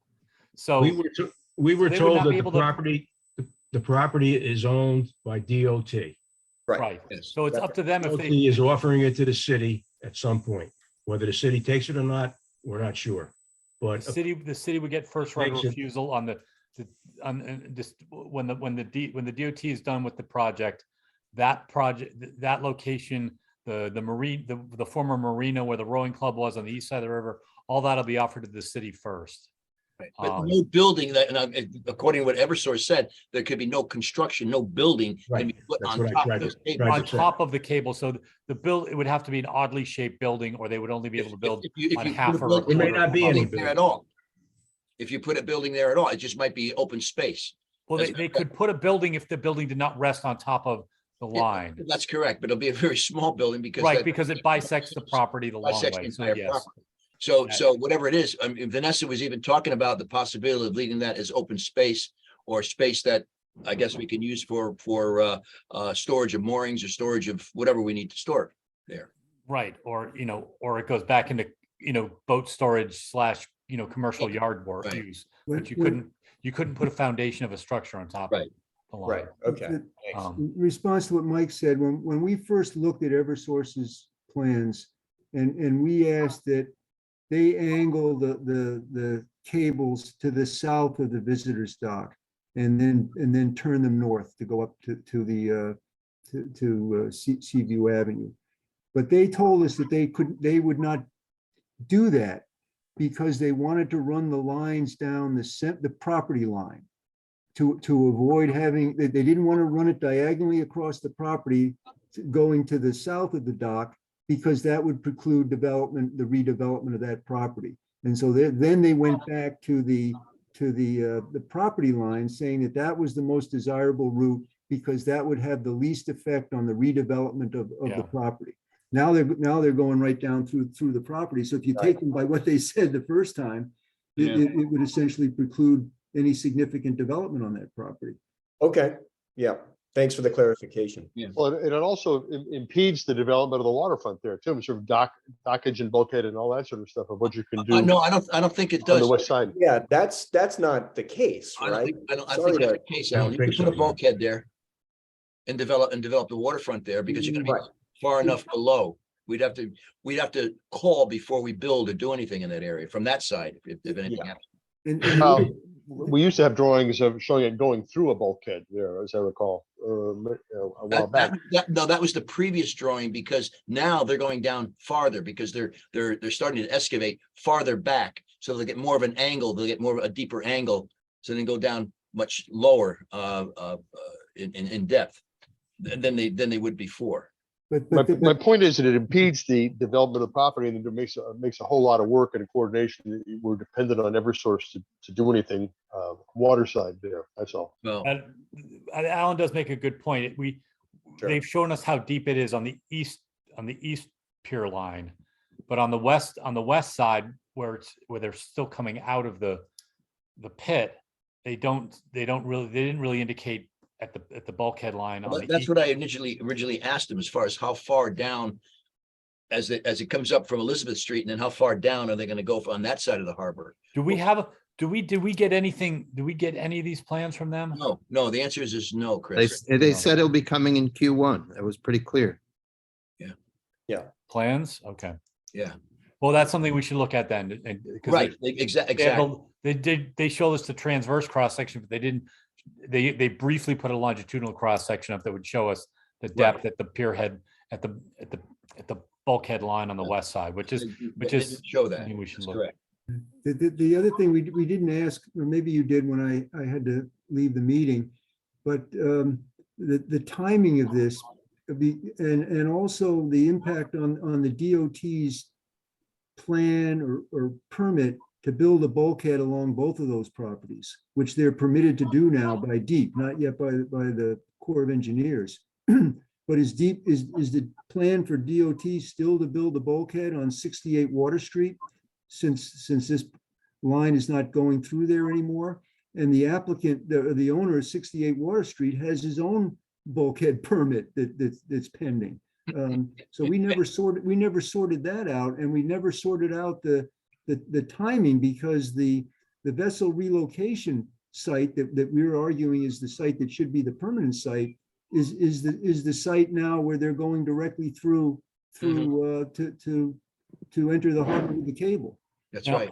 So those are additional questions that have to be discussed in the application review. But I don't think the DOT intends on bulkheading that property anymore because that was the plan when they were going to bring the barges and do the construct the trusses there. That's now going to happen at Manresa. There's another plan to create a dock there for the vessel relocation. Yes. But I don't think that involves having to build a bulkhead. But they still have the permit or the DEP permit to build a bulkhead on the northern property, which is the 68 Water Street. Okay. So the question there is that's DiNardo's property. yes. But this is 90 Water Street, right? This is a different property. Yeah. Right, but the question still remains is what are they planning to build a bulkhead on 68 Water Street since they're not going through that anymore with it? Well, they couldn't acquire that property. Isn't that correct? Is that the property we're talking about? That's yes, correct. but they Yeah, still so it's private property. They're not, why would they build a bulkhead there? it's part of their plan, Jeff. And they Hmm. presented that plan to build the bulkhead there initially as a benefit for the city because But it would. that was Right, but before, that- that was before DiNardo threw his hat in the ring. DiNardo was uncertain as far as what he was going to do with that piece of property, and all of a sudden, these two applications converged. DiNardo's application Hmm. and also the DOT's application. Right, so I think the DOT has abandoned any plan to build a bulkhead on the Water Street properties. Well, then we have the issue with the owner of 68 Water Street's application for a bulkhead. That's Because- correct. Because that application. So does DEP, because DEP has. Envisions the bulkhead farther waterward than what DOT was going to do. DOT was going to remove the riprap that's in violation and put the new bulkhead there. Now, All right, the property owner is proposing to build a bulkhead at the toe of the riprap that's still, that's unauthorized. all right, but that has no impact either way on the Eversource work. No, it's a question that we need to ask. Well, it's another question out there, but it's not. Well, again, as far as related I to know, Eversource. that I don't think the DEP has even seen an application from DiNardo regarding that. Yes, they have, and they asked for additional information from. Oh, they have, the okay. applicant, which wasn't provided. Oh, well, okay, all right, yeah.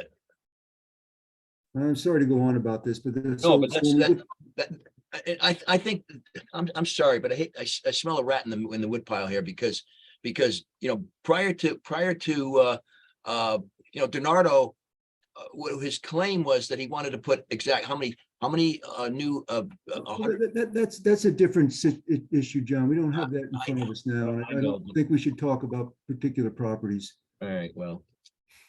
All right, I just find that there's some sort of, I don't know, I would say collusion, but As Chris said, the topic right now, the agenda item is dealing with the Eversource proposal. Yeah. So that there's, I guess, 4 different applications to review that we'd comment on.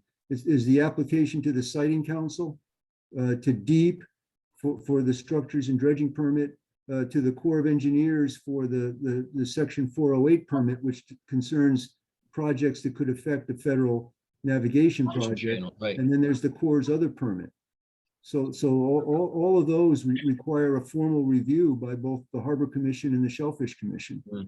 And my thought was that you should make a comment to the Common Council, reserving the right that the commission, is going to provide a formal comments and do a proper review of all of those applications to the regulatory agencies. I couldn't agree more. And that by hearing this tonight is not a sign off or an approval. No, of I anything. think that's very plain, and we made that plain to Vanessa, that Right. meeting tonight, when we It's met with, informational purposes, yes. that's correct. And Harry, and the mayor was involved in that, along with Vanessa, and along with was it I forget, who was it? Alicia King. Alicia King, right? Yeah. As I said, this doesn't constitute an endorsement of the project. No. Thank you for letting me go on about this, but like those Well, guys said, they've been involved with it for 7 years and so have we. Well, Jeff, you're still up under reports. What's that, Dennis? Anything else to report? Oh, do you want me to mention the Supreme Court case then? Yes.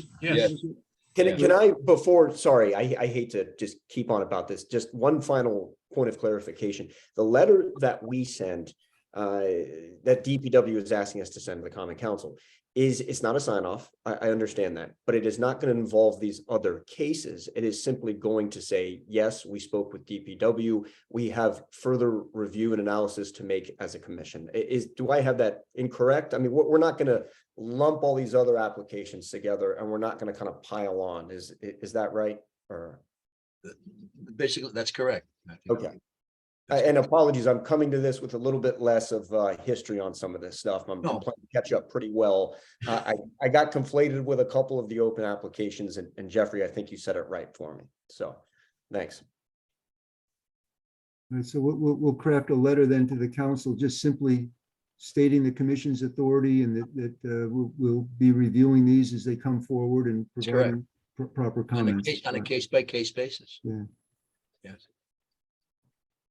It's also interesting that prolonging it again, but the normal process for these sorts of utility company projects is to first get approval from the siting council, because the siting council has the ultimate authority about whether this can be done. And so theoretically or conceivably, the siting council could hear this and say, you can't do it here, or you have to do it this over here. And then the applicant would go to DEEP and to the Corps of Engineers after the siting council approval. But in this instance, the DEP has agreed to do it concurrently. That at the same time as they're applying for the siting council approval, they'll be submitting their application to the DEP. So that's based on the assumption that the siting council will have no objection to this route.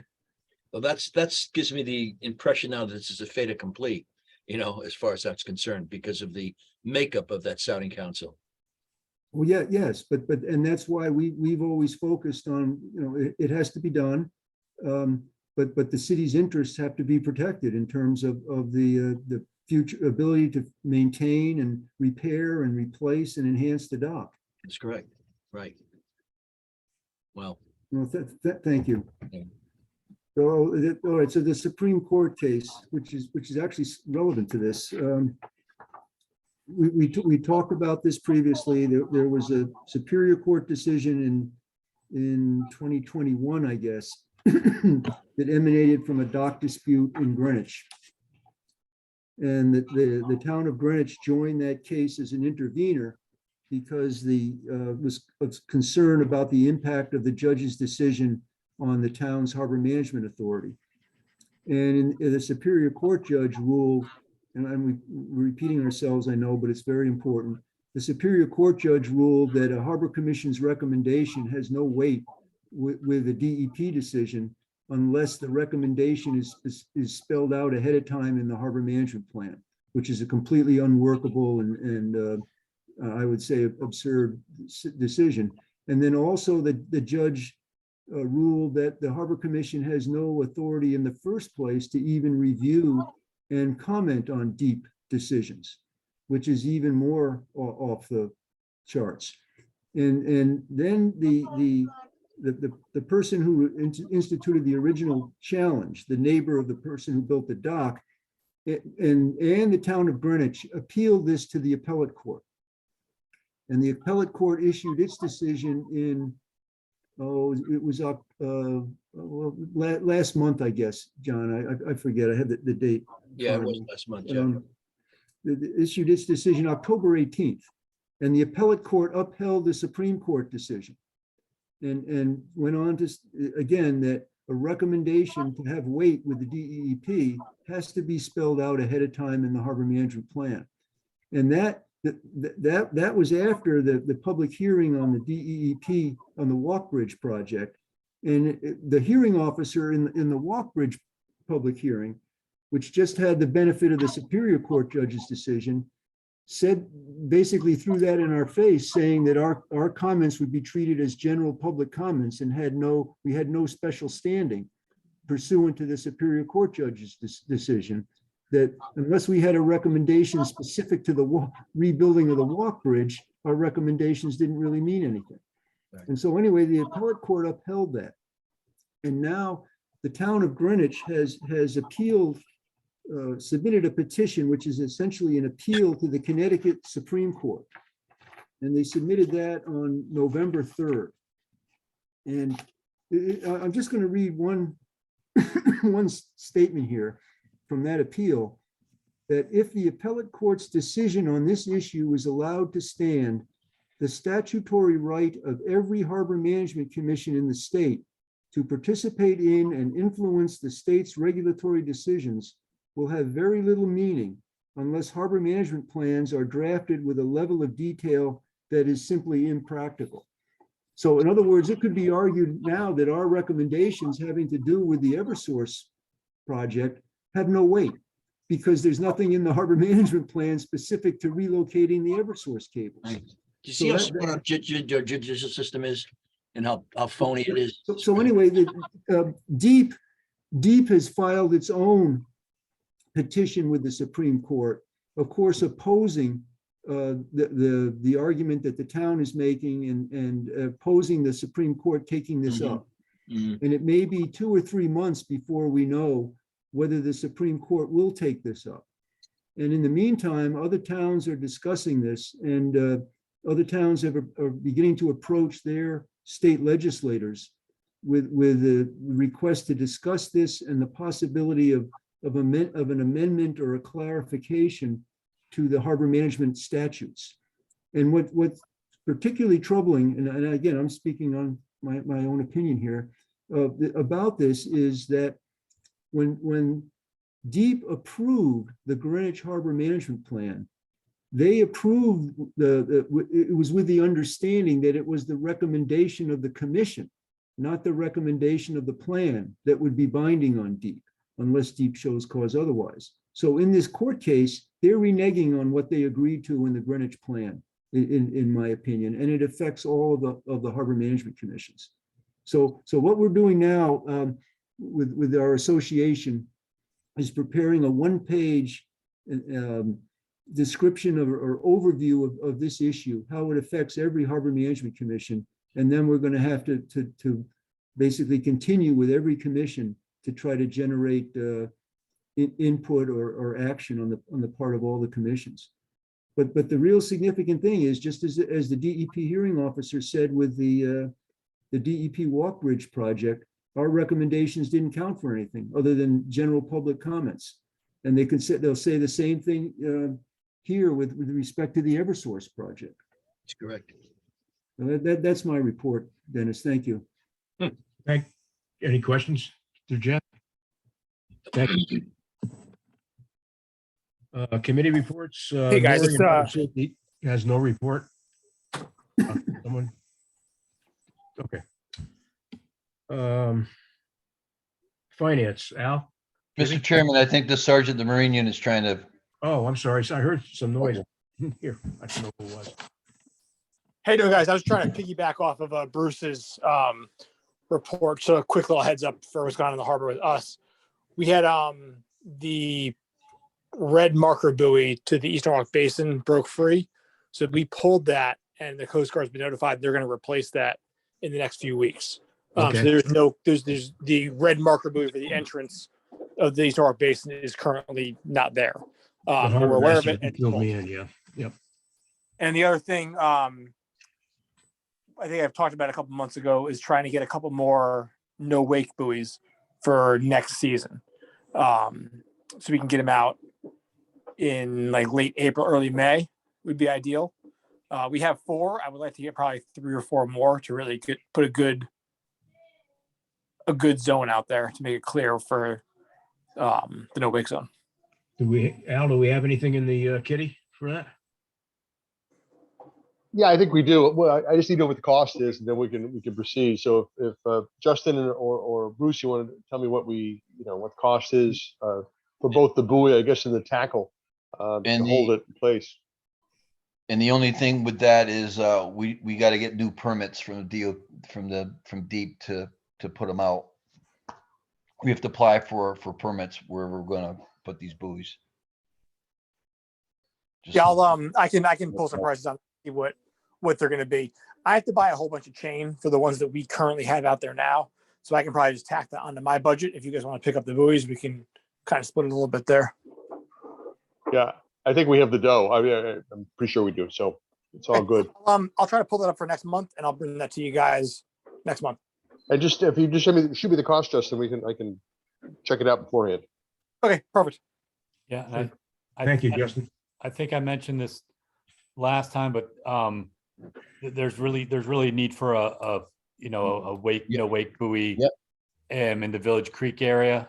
Everything north. I agree. Everything north of the south end of Hoyt Island. I think the line is from the outfall of the old power plant to the south end of Hoyt Island. North of that is a no wake zone, and people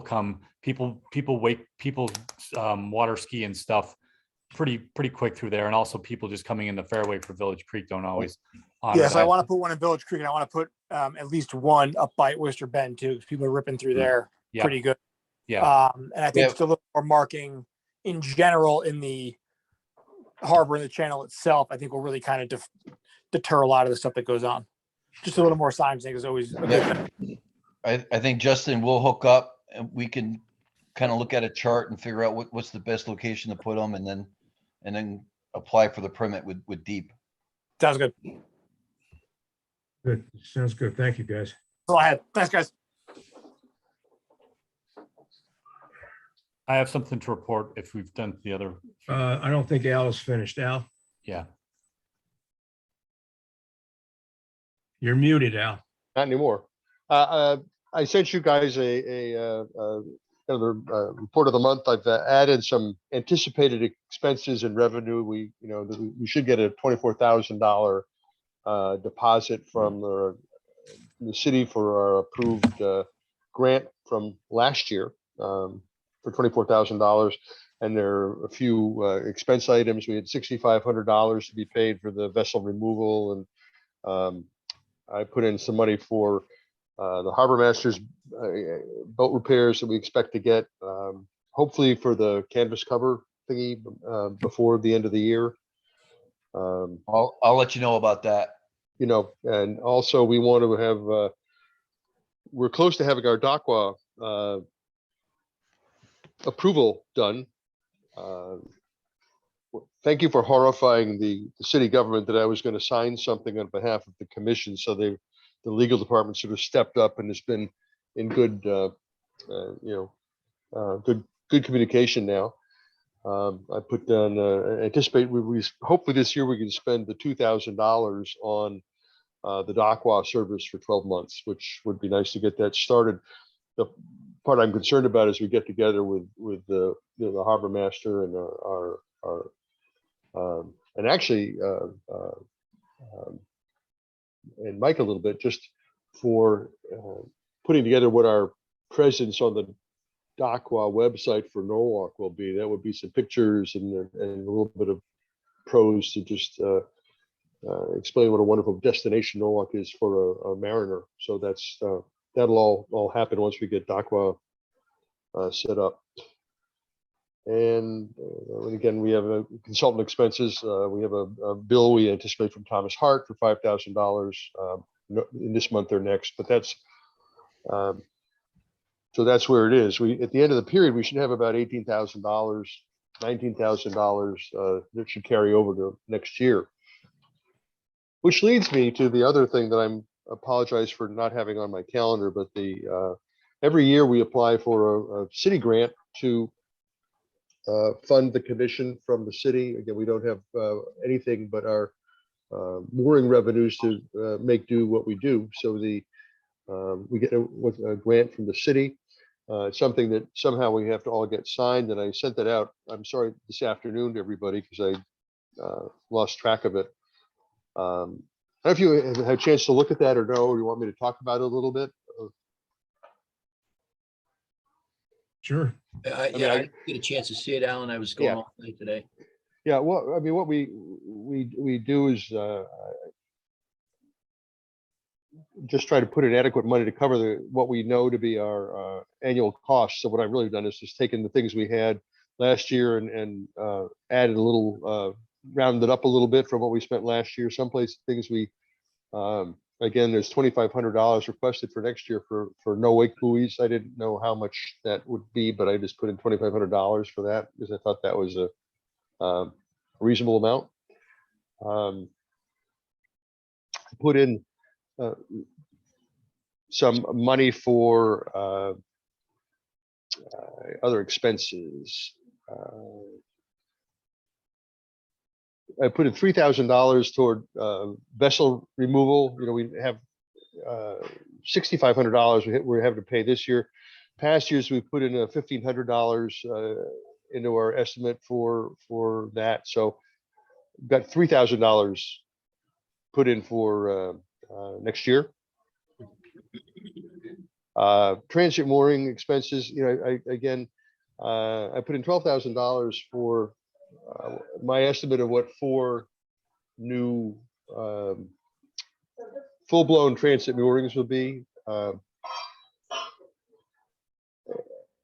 I used Defender Marine prices, and I used the Norwalk mooring standards to figure out all the chain and everything roughly. So that's in there as a new expense. And our consultant expenses are roughly the same. Secretarial services, we kind of took a hit this year because their bill had gone to City Hall and hadn't been paid in months and months and months. So all of a sudden we had a hefty bill we had to pay, but that's taken care of because the city hadn't gotten the bill to us.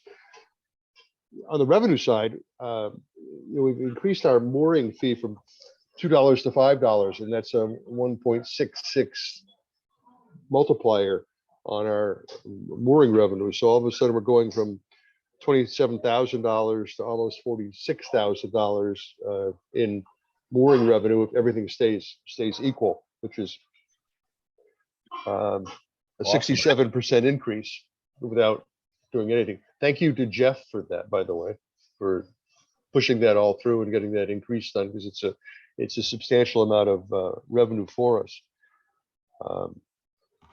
So beyond that, only thing I'm going to suggest is we used to ask for $9,000 every year. And a few years ago, we started asking for 20 or more just to help us out so we could get these things done, and have the money to do them. I think it's wise this year to back off our request a little bit. So I suggest we ask for $20,000 instead of $24,000, kind of to show that we're giving back a little bit because we have the greater amount of revenue from our increased mooring stuff. I think that makes sense, Al. I just wanted to let you know that I had deposited a final check from Norwalk Yacht Club, which wasn't shown on your report. Really? At the middle of October, it was $1,509.60.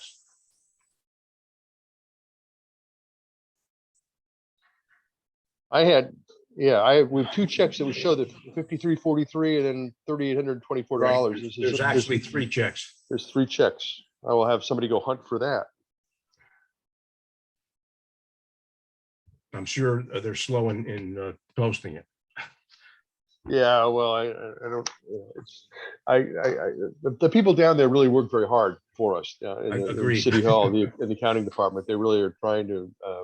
But this time of year, they're really slammed with getting all the grant requests done for next year, and they do work hard and they're very helpful. Well, I wanted you to know that came in, so I'll shag after that one. We'll chase it. So thank you. So we should talk about what we want to do for our grant request. I mean, it's really the city gives us the dough to help us augment our revenue that really is mooring permit fees is where it comes from. And I know we're working. What's that? The worst that could happen is they're going to knock it down. Yeah, well, that's what let's go for it. We have good support from economic development department in the city as well, particularly with the transient moorings, because I think they understand the economic benefit of getting people from out of town to bring their boat to Norwalk and eat at the Harbor Lights or Sono Seafood and sit on a mooring overnight and enjoy our environment. So I think it's a win-win for both ways to get some more outsiders in. So I don't know if you have questions about this, you want to study it, get back to me. I'm going to turn it in tomorrow, which I can do without signatures, and say they're coming, and we can noodle around with things. So it's what you want to do. And I don't know how we've signed this last year with the. I don't remember signing it, to be honest with you.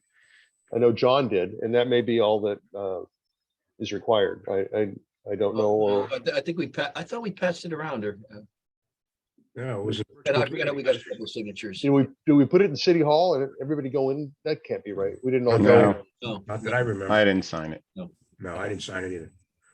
So if everybody, does everybody think this is a good plan, or do you want to study it a little longer and then email me? Alan, can I ask you a question? Sure. Just, is the goal to present a net zero budget? I mean, is that our responsibility?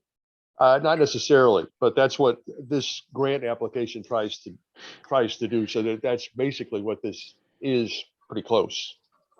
Our revenue versus expense are the same few $100 apart. That's Right. I mean, for that reason, I think it totally makes sense to go down to a $20,000 ask from a 25,000.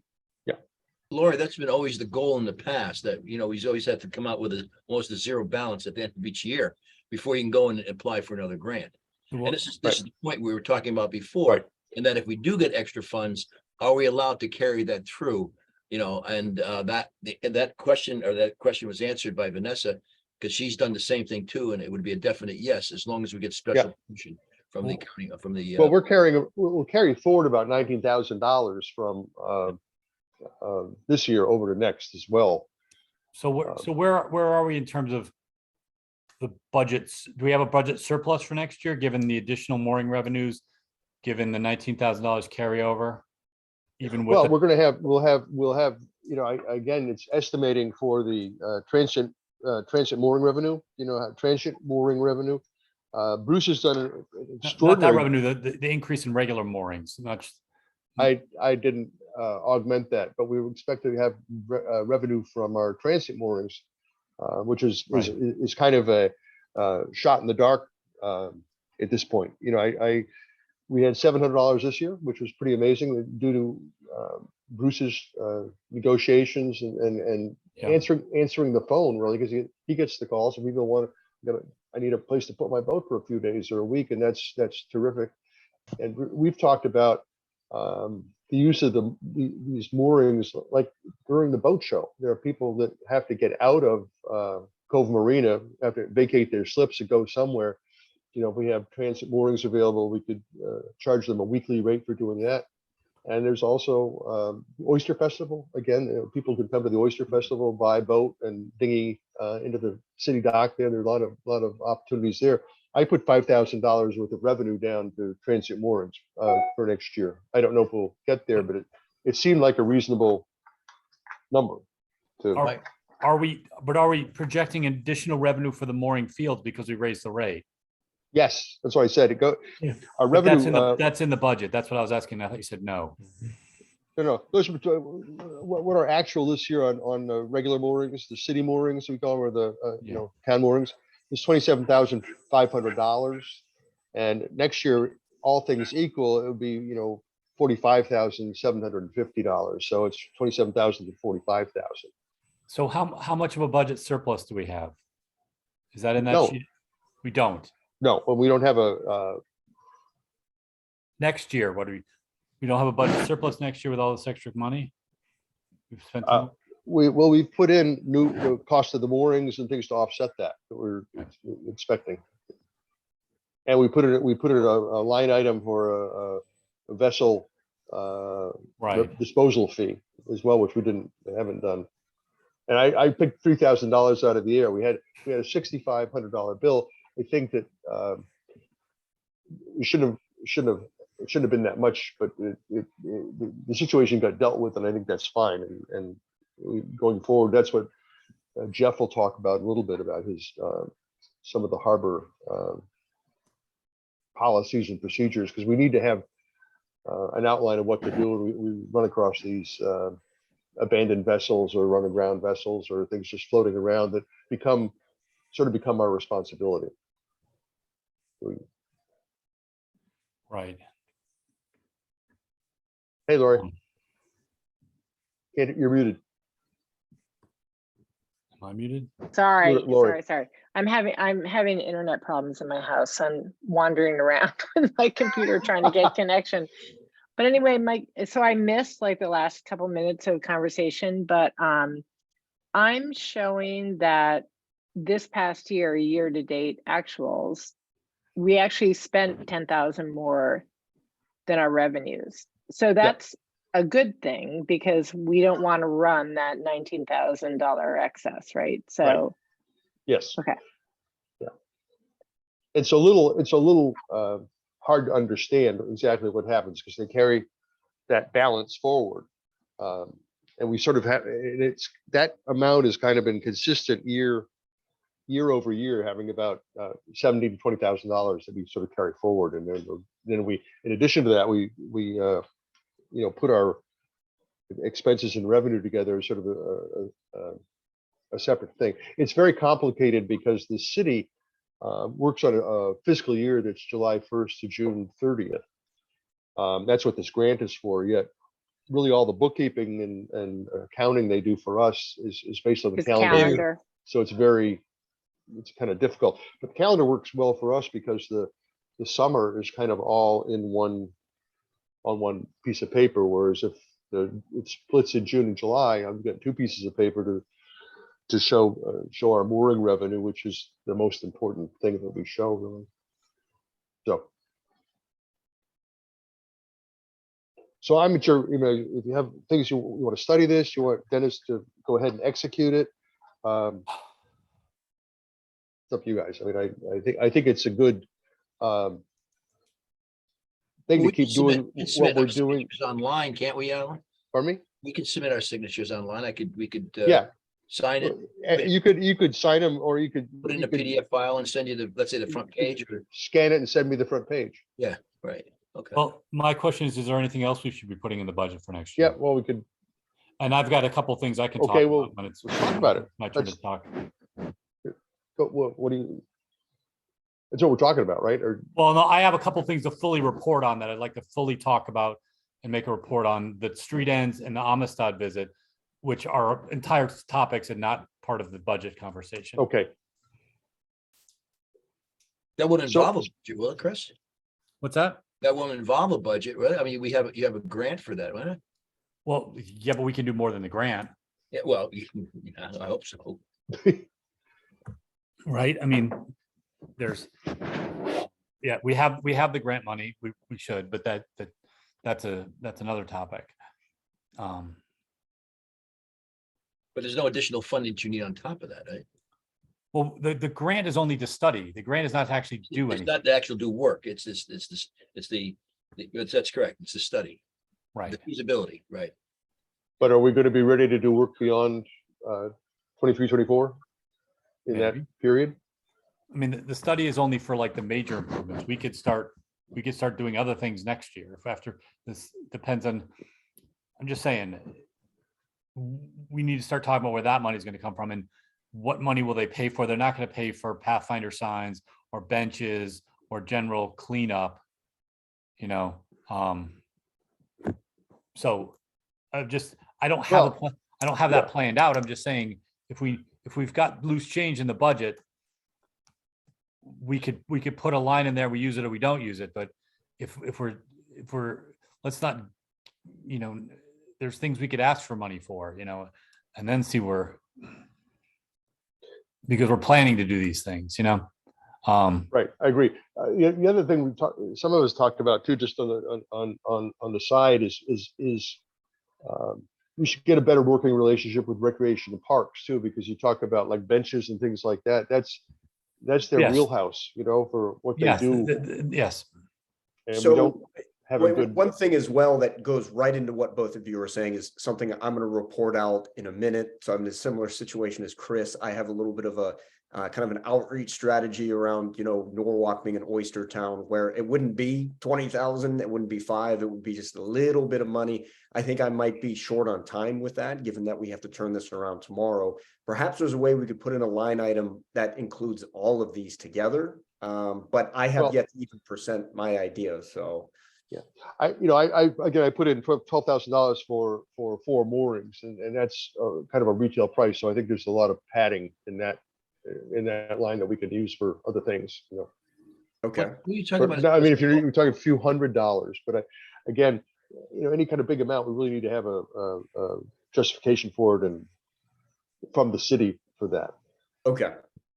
I just felt it was an outreach program. What outreach program are you referring to? Well, let me just finish thought that go ahead. Well, Mike is going to report on that when he gets to his report. Oh, I see. Okay, I'm sorry. Yeah, it's new something. Business. If we want to, we don't really have a structure for new business in our meetings. So, but anyways. Alan, you still have the floor. I mean, if you Mike and I both have ideas about things we would like to implement in the future, and we would like to start working that kind of stuff into the budget. Then we need a proposal with some money. Yeah, and we remember we're carrying over some money, so there's money there that we have sort of that no one seems to notice so much. Right. Hate to Well, say that out loud. We would have a proposal to spend money, but you know, we're budgeting now. We're not actually drawing funds. So Right. That's where you start is the budget. Yeah. So if you want to sign this, the commissioners, and just scan it and send it to me with your signature, I'll just pile them together, and then it'll be good.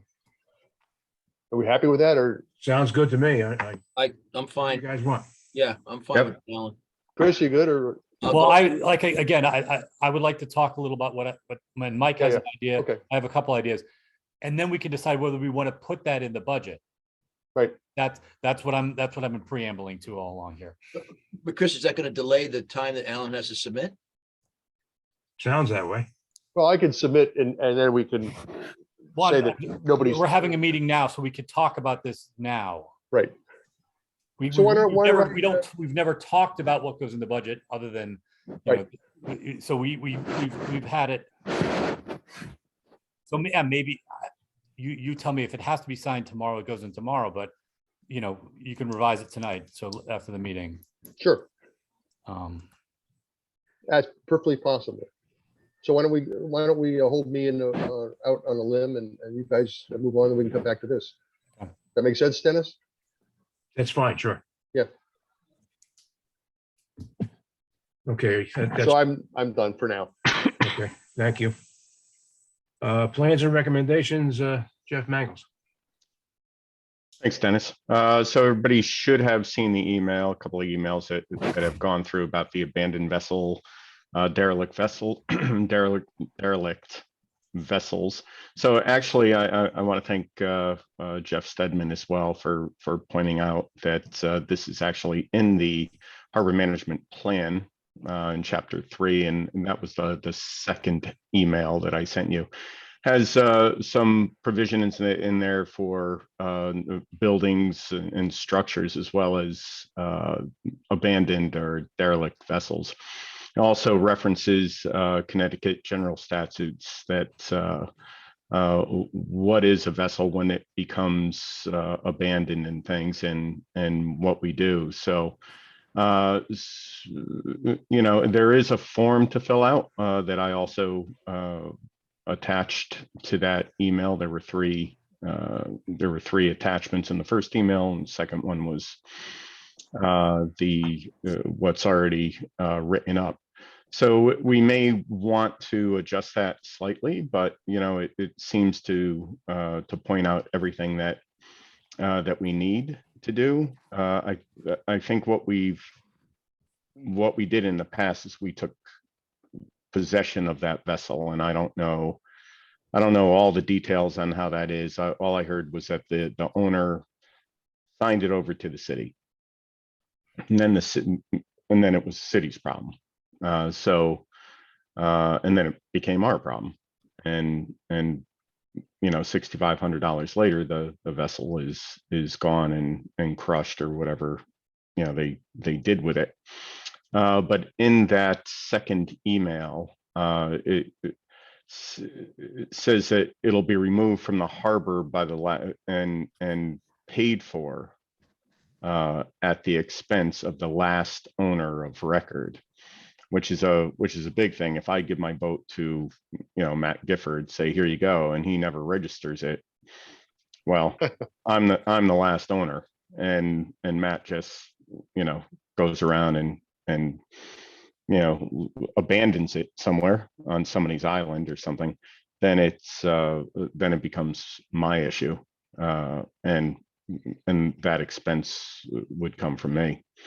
And we as a commission, as well as city, should do everything that we can to recover those costs. Now, since it was our vessel because we took possession of it, then we can't sue ourselves for that $6,500. But there are steps. So if the commission can read through those documents that I provided, if you have any feedback, I do know that there was some feedback from Mike regarding it. So I'll make some changes to that, and then we'll go from there. I don't think that we should take possession of the vessel. We should do everything we can to limit our exposure to the cost of getting that vessel out. Now, that's easy to say. I mean, if somebody ditches their vessel, then that's it. It's not the right thing to do, but if like this last vessel, it was guy had no money, so trying to get blood from a stone, you're not going to do it. Although the city could pursue some ways to get that money, but again, that's only if it was still his vessel, and it wasn't. It was ours. So we should never take possession of a vessel. But it is what it is. So if everybody could read through that, and Well, Bruce, I had your email wrong, so if you can look at that as well. Yeah, I was looking at it. Jeff. Yeah. My only question is, at the heat of the moment, when there's a boat that's if it's a hazard, broke loose from its mooring. My problem is, okay, common sense is, okay, we take the boat and we bring it to the city dock to secure it. Next thing you know, I'm getting yelled at. Where do we bring the boat is one of my questions. Well, a city mooring would be the second obvious answer once we have several. A transient mooring, you mean? A transient mooring, yeah. Yeah. So transient mooring, you could tie it up there if possible. If not, and I know that the Marine Division tried to take that vessel out to the mooring, but it was pretty windy that day, and it was tough. Right, like to do that. Each scenario is different. That's yeah. So the first way to do that, and again, I'll open up some communication with Parks and Rec, or Recreation and Parks, Mr. Stowers, and make sure that we can go ahead and tie a vessel up there. Again, 24 hours. That's it. That's all they got. Right. So there has to be a time limit. It's not whenever you come and get it. And all expenses for that relocation of that vessel and the securing of the vessel are going to be due by the last known owner. Yes. So that includes Marine Police. That includes your time, any ropes, anything that needs that we need to do. That can get awful expensive.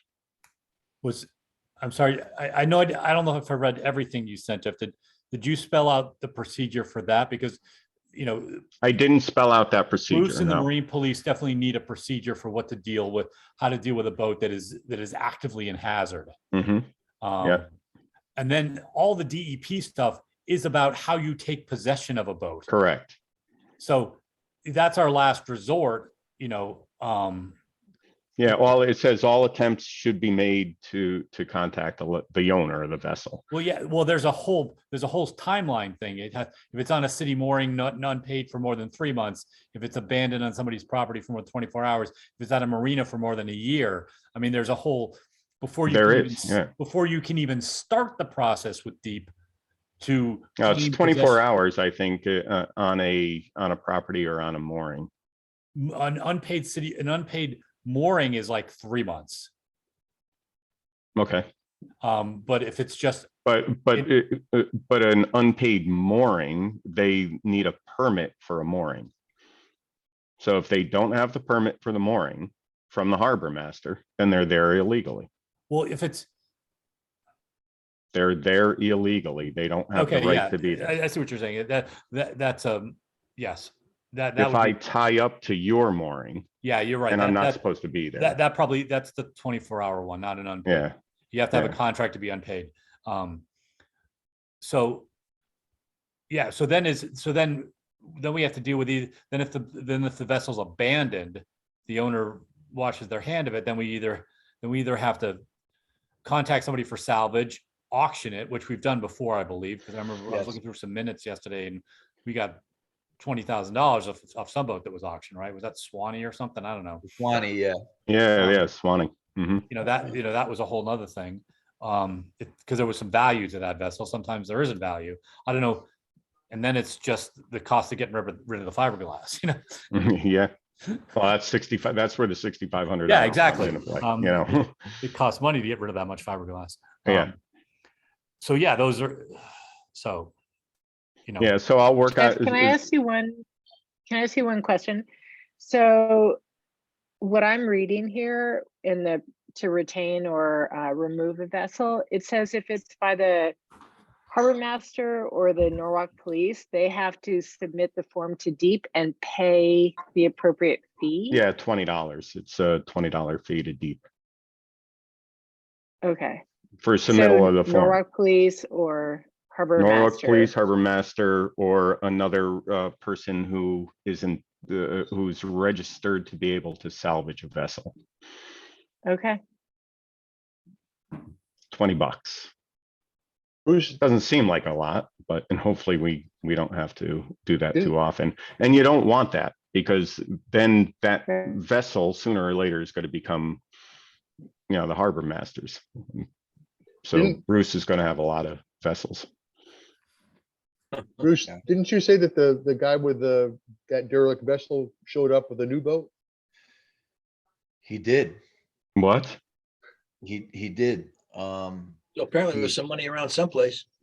Well, Mm. well, I don't know how he got the boat. But Relevant. He has a boat. he is currently, I'm gonna call the city tomorrow, Pam. Is he registered? I was away last week, but apparently he's paying somebody to stay at the city dock. I met with him before I went away, and I kind of told him, what deal you have between here and the city dock people, that's your business, but you're not allowed to anchor anywhere in Norwalk. And if you do, I'll have you arrested for trespassing. So I kind of conveyed, and I did tell him, the Harbor Commission may come after you for the monies that they had to pay out. So Yeah, we can't though. It's our boat. Right. But Wow.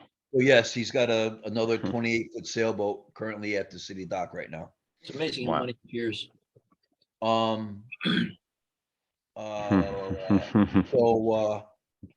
During I we're not found asking out, the common council. he's living on this boat. He's got propane heaters. I went to the fire marshal. They told me I go to Coast Guard. I call Coast Guard. Coast Guard's telling me, nope, that's a fire marshal issue. I call the fire marshal's office again, and they say, well, it's kind of like you having a propane heater in a camper. Okay. So that's where we are right now. So when I don't know how he's going to survive on this sailboat throughout the winter, but the Marine Police unit, they're on top of it, and we're just sitting and waiting. How about the fire department? And the fire department. When it blows up, Yeah. Oh, God. Well, that's sort of kicking us in the teeth, isn't it? It certainly is, Jeff. It really Wow. is. So how much do you believe these people when they say, I'm sorry, I don't have no money, I'm an abandoned vessel? They go out and get another vessel? Wow, it's very interesting. Yeah, I don't know. Like I said, I don't know the details how he got the vessel. It's irrelevant how he got, apparently he has the vessel. Is the vessel registered? Yeah, well, that's the other thing too.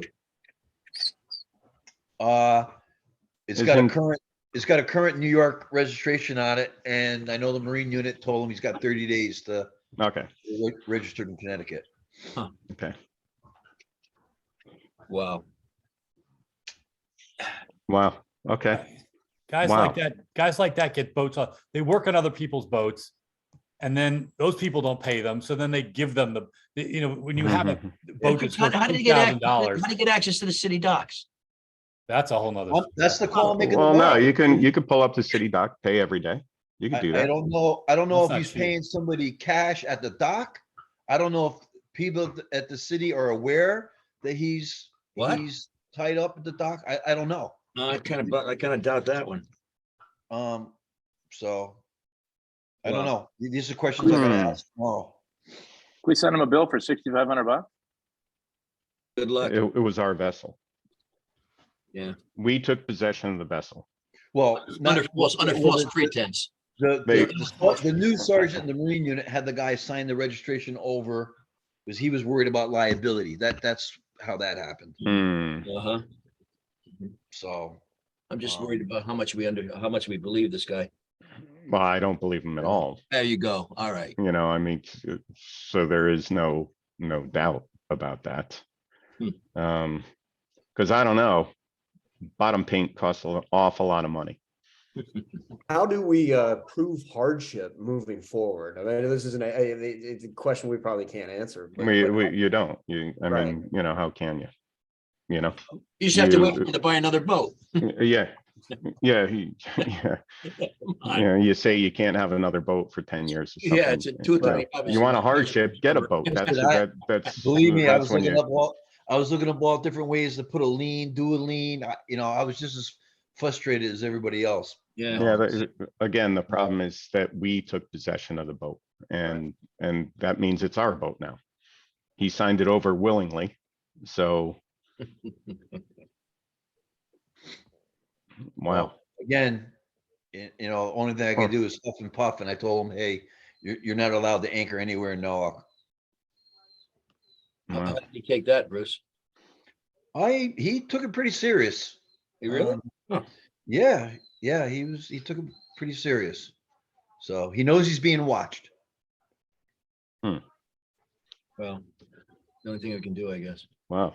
Okay. Anyway, so yeah, so I'm going to work with Mr. Stowers as well to see if we can come up with some agreement about the city docks. And if there's an issue, and say that it's blowing really hard, and we don't want to risk anybody's life trying to tie up a boat to a transient mooring. So, just throw it onto the city dock, and Yeah. Because like I said, people have families. I mean, there's no way that you want to do that. Shouldn't we kind of find out if he's paying for the city dock, the recreation park? I mean, I was going to say, if you're going to talk to Mr. Stowers, see if he knows about this vessel being. Way ahead of you there, John. Okay. I am going to. I'm sure great minds think alike. Yeah. Yep. Got to talk to him. I'll talk to him tomorrow. All right, Jeff, let me know. Sure. Please. I will let you know. Wow. Just when I thought I heard it all, boy. Yeah. You don't know how mad that gets me, but it's okay. All right. Anyway, that's all I have for now. Thank you, Jeff. Sure, you're welcome. Newsletter and website, Mike Matthews? Yeah, sure. Thank you, Report. Mr. Chair. Appreciate it. I've kind of turned this into, I hope that with your blessing, just a general communications meeting or general communications kind of update.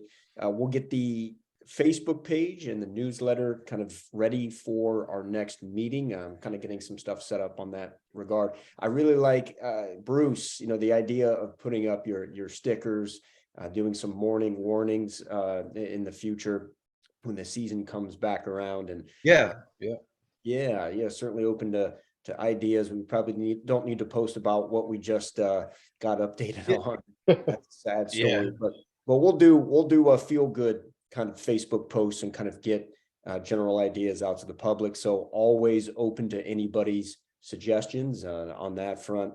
I'm going to put together just a 2-page front and back kind of communications guidance thing for everybody, covering Facebook, covering the newsletter, what we communicate about, and let you know kind of other city or city agencies and other kind of maritime focused organizations that we share, what's appropriate, kind of the rules of the road. So that's about it on the communications front.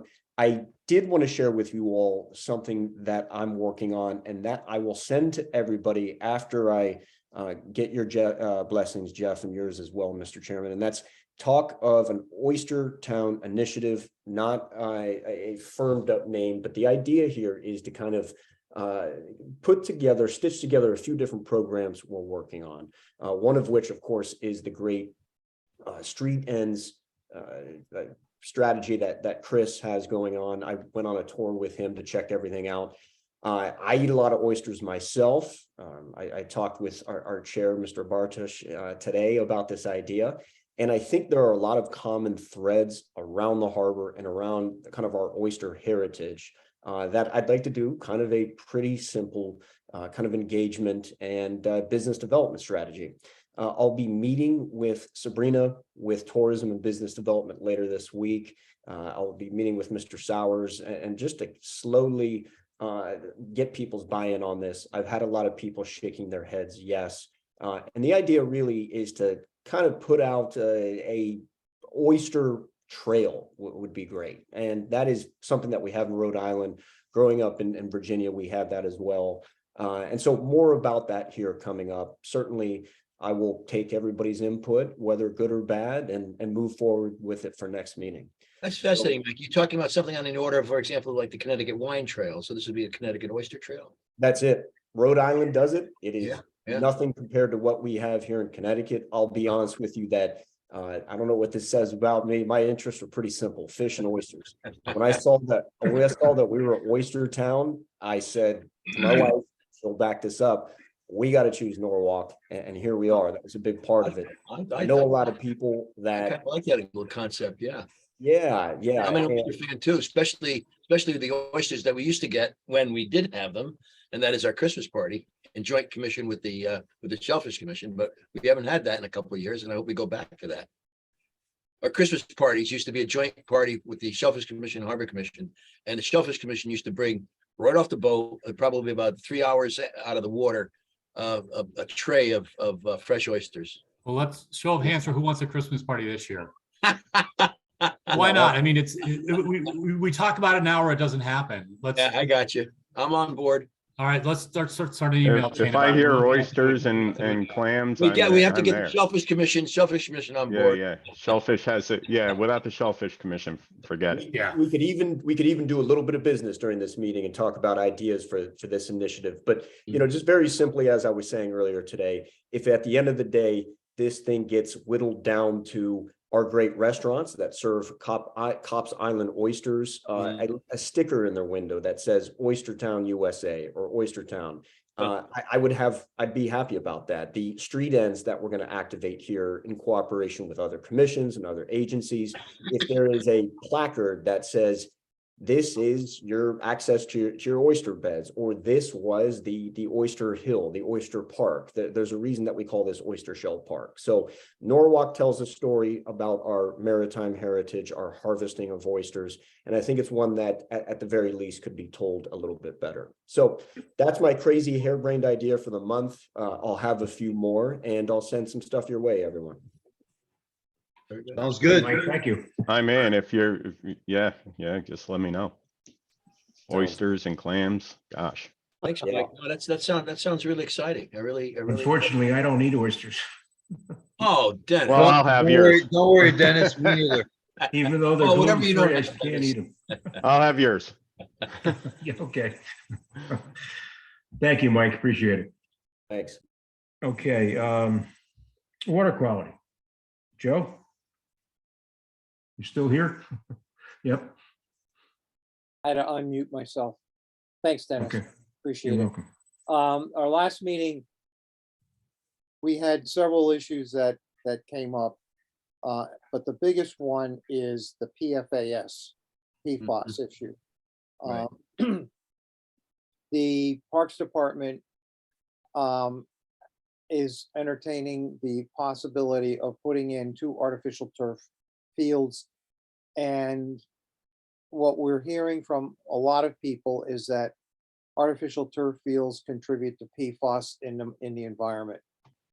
And one of the areas they're targeting is Broad River, and the other is right over the Deering, Kellogg Deering well field. So the Kellogg Deering well field obviously is a water supply for the First Water District, and they already have issues with PFAS. So several of us attended the meeting that they had at Parks, for Parks and Recreation and for suggestions, and we talked to Mr. Sowers about it then, and we actually had a letter that went out from Louise Washer on behalf of the Norwalk River Watershed Association, and she pointed out that please back up, take a look at this, and we should not just automatically put in artificial turf fields without doing some background. And the company that they were looking at is actually being sued in Massachusetts because it has false advertisement. And they claim to not have PFAS in their fields, and yet they do. So what they found out was the company paid another company to prove that they didn't have PFAS in their fields. So that's going to become an issue with us. I got a feeling from the reply Mr. Stowers had. He's here, I'm familiar with this, and we've had experience with this when he was in his previous post, but I have a feeling they're already progressing down that line. And my concern is Norwalk's water supply. Joe, do they have a no adverse effect level set for PFAS? You ready for this? Yeah, please. Zero parts per trillion. Oh, you gotta be kidding. Wow.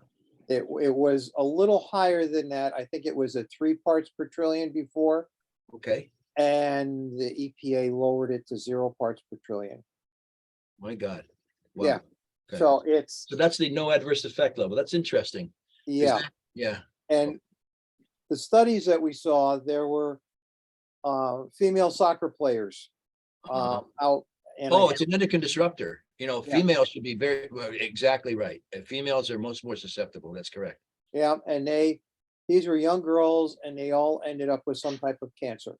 Well, hold off on that, Joe, because you can't really make that statement because of solely PFAS. Oh, I Because can. There's, well, no, there's so many different endocrine disruptors that you add to that. In other words, it's N plus 1 plus 2 plus 3 plus 4. You know, that's how it all adds up. They all bind to the same receptor.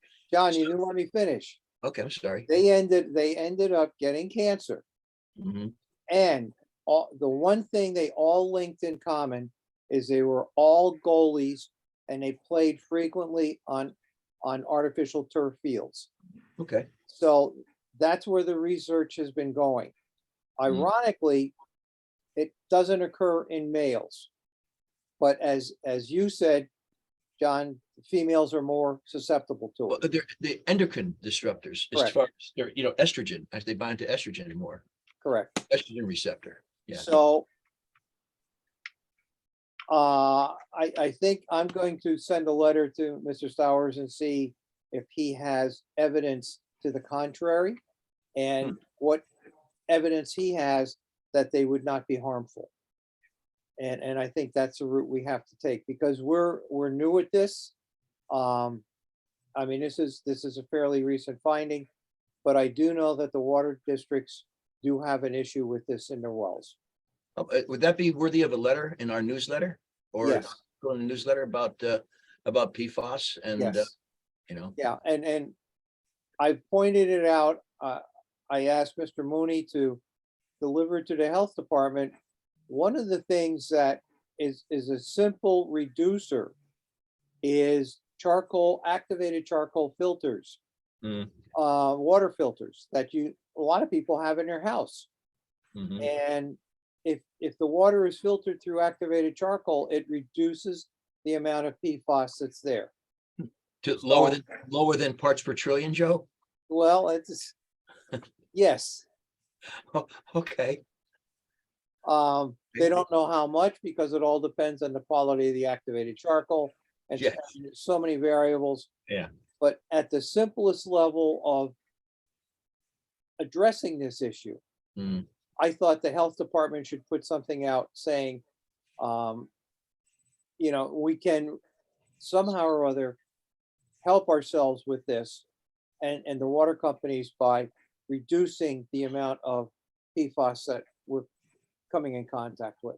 I mean, it's in so many different sources. Frying pans, nonstick frying pans, a lot of clothing that we have.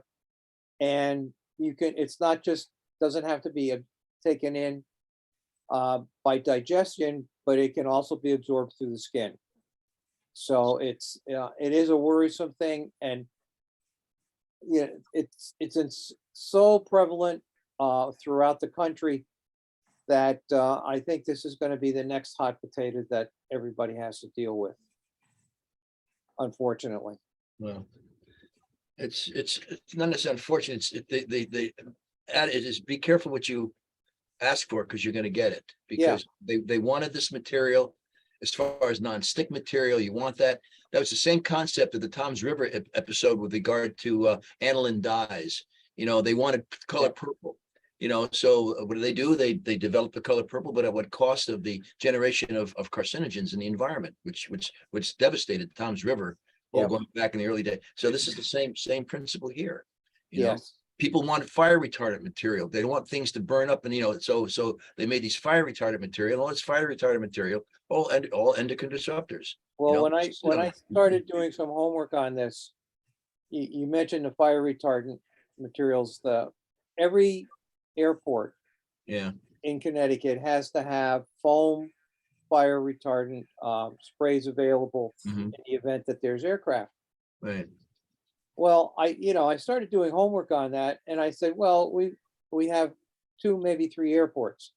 Wrong. 56 airports in Connecticut. And it's like, I couldn't believe there were that many. And then I said to myself, we got Danbury Airport. What's right at the base of the runoff for Danbury Airport? The Norwalk River. And you start tying these little facts together, and you can see how all these little details start to add up. And then we take a look at also in the Norwalk River, you had the wire mill that was in Georgetown. And by the gray hair and some of the people in this link here, that produce wire, and they use lubricants to produce wire, and the lubricants contain PFAS. So, and the story just goes on and on and on. And we have not tested for PFAS in the Norwalk River. It should be tested all the way up and down, and I made that recommendation to the Norwalk River Watershed Initiative, and we'll see where that goes. But these tests are hard to get. There are not a lot of places that do it or capable of doing it because of how minute the test sample has to be. And I think it's going to be a saga we got to pay attention to. That's the point, Joe. It's under the radar, Joe. It's under the radar of concern because of the parts per trillion that's required. But Absolutely. The point is, that's not the only issue. Is that it's PFAS plus the other fire retardant material that all add to one lump sum to have overall effect on endocrine disruption. The reality is, in some locations, the presence of PFAS in oysters has shut down industries. And well, we can't have that, obviously. Well, it's something that, Mike, you may want to cover your ears with this. They just started testing the oysters here in Norwalk, and they haven't gotten the results back yet. Who are they? Dick, you talking Dick Harris? Yeah. Oh boy. Okay. Yeah. Okay. It's. So Dennis, is that the reason why you're not eating oysters? I wish I could say that, but no. Joe, do you eat oysters? No. I do an oyster stew, but I don't like raw oysters. Okay. It's an instant gag reflex for me. Oh, I know the feeling, Joe. Yeah. No, you're not drinking enough. That's why, Joe. Not true. they wash it down with a little alcohol. Is that how it goes? That's it. Yeah, you know, That's the key. and even with my homemade wine, it just doesn't go down. Oh, And clams, I'll only eat them because I know so much about what's in clams and where how they operate. I only eat cooked clams. So it's If your homemade wine, maybe that gets rid of PFAS. You know, Well, what I have to I mean, do is there's a swish- big market for that. I have to swish the shellfish in my mouth with a good glass of wine to kill anything that's in it. I'm not trying that, Joe. Alcohol is not an antiseptic. It's a disinfectant.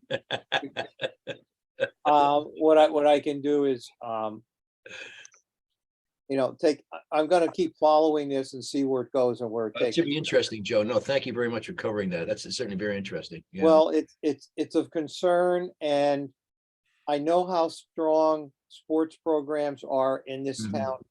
And Mhm. sometimes when the coaches have an idea in their head and they want to go full steam ahead, they don't want to hear anything else. But now you're talking about what could happen to a kid That's right. down the road. Mhm. And as a former coach for a long time, I'd hate to see that happen to a kid that I coached. So it's I hear you. it's something, the other thing I look at is the gray hairs in this room, and I hate to bring that out. Most of us all played on natural grass, and we survived. Come hell or high water, we survived. A lot of mud, but we survived.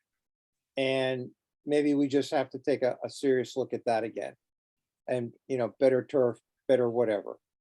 But we're in the process of discussing this with Mr. Sowers, and we'll see where that goes. We're gonna try and pass on to the city the recommendations that we have. Last year, we had 15 recommendations that we passed on. I sent it to you guys, but I also sent it to Common Council and the mayor. Things that we should be concerned with, and we should hopefully get that out by the middle of January. Hmm. So that's on the horizon. Any questions? We had a similar issue to that, Joe, if you recall, with the insulation oil for the transmission wire over at the Manresa Island over to the North Shore. Yes, I remember that, and I can remember. And nonylbenzene that was given off, was certainly causing the so-called scare of the increased incidence of breast cancer, especially in that area. So I was on the Shellfish Commission at that time. Mhm. And I asked the company that was running the cable, what are you using for a coolant? And the nonylbenzene. I said, have you tested it with different organisms? Oh yeah, we've tested it with really delicate organisms.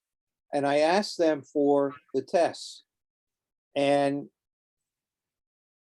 the organism that they tested it with the most were fish of the fungulus species. They're resistant. Oh, you can take, these are mummy chugs and killifish. Yeah. You can freeze them in ice and then unthaw them and then throw them in a pool and they'll swim around. Put them in fresh water. You can put them in salt water. You can take them out of the water and put them on the ground, hour, 2 hours, put them back in the water, and they'll start swimming again. I mean, this is probably one of the tougher fish species we had.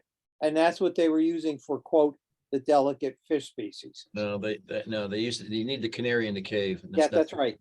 And they went back and they took a look at it, thank God. Yeah.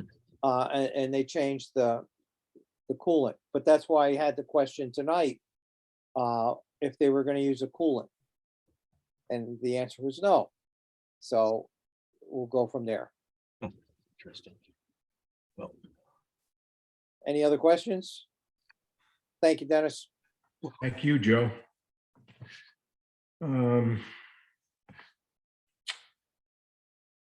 Public comment. Do we have anybody that wants to speak at our meeting? And is there anyone out there?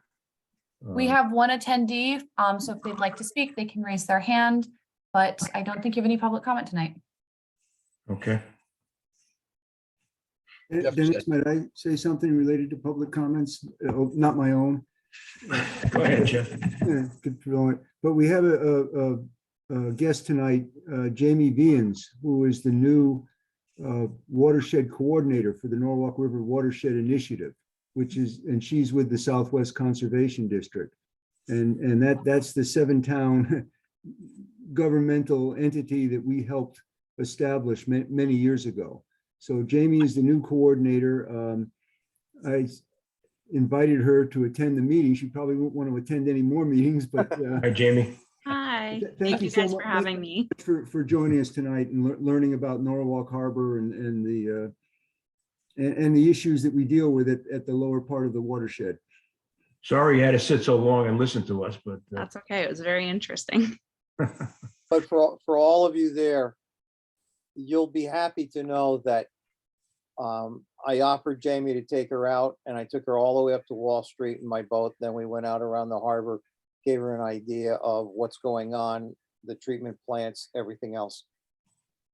And she took it all in, and it was not a beautiful sunny day when we went, but she weathered it, and we got in just before it started to rain. But she was willing to get out there, not just sit in an office, and that's important to all of us. Yeah. And one of the things we're trying to do is to preserve the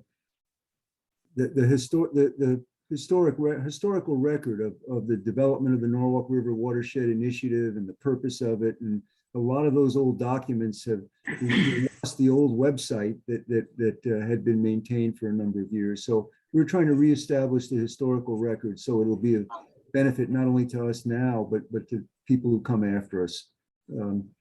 But anyway, absolutely. Thank you for attending, Jane. Sorry, my internet's being wonky, but if there is anything with regard to either of those things that you guys think that I should participate in or should read, I can drop my email below and you guys can feel free to reach out to me at any time. Okay. Thank you. And I apologize, Dennis, we do have a public comment. I spoke too quickly, so I'm going to allow Linnell to speak now.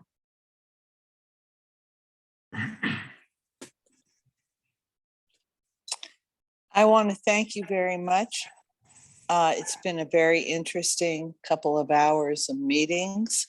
And I want to thank everyone because this was very interesting. And I hope that people remember how much Diane Loricello has done for the city of Norwalk. Thank you.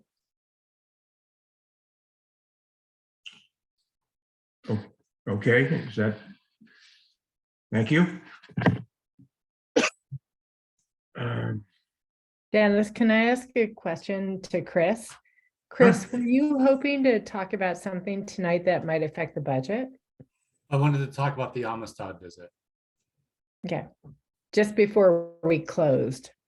Yes. I didn't know if new business came after public comment. We don't have new business on our agenda, so that's all. Hey, Chris, before you get going there, when I brought my vessel to come home, so I did take some soundings over there. That was on October 29th at 10:19 a.m. That was like an hour and a half of tide coming in, hour and 33 minutes. At the visitors dock, southern visitors dock, yeah, it was 8.9 at 9.5 feet over there.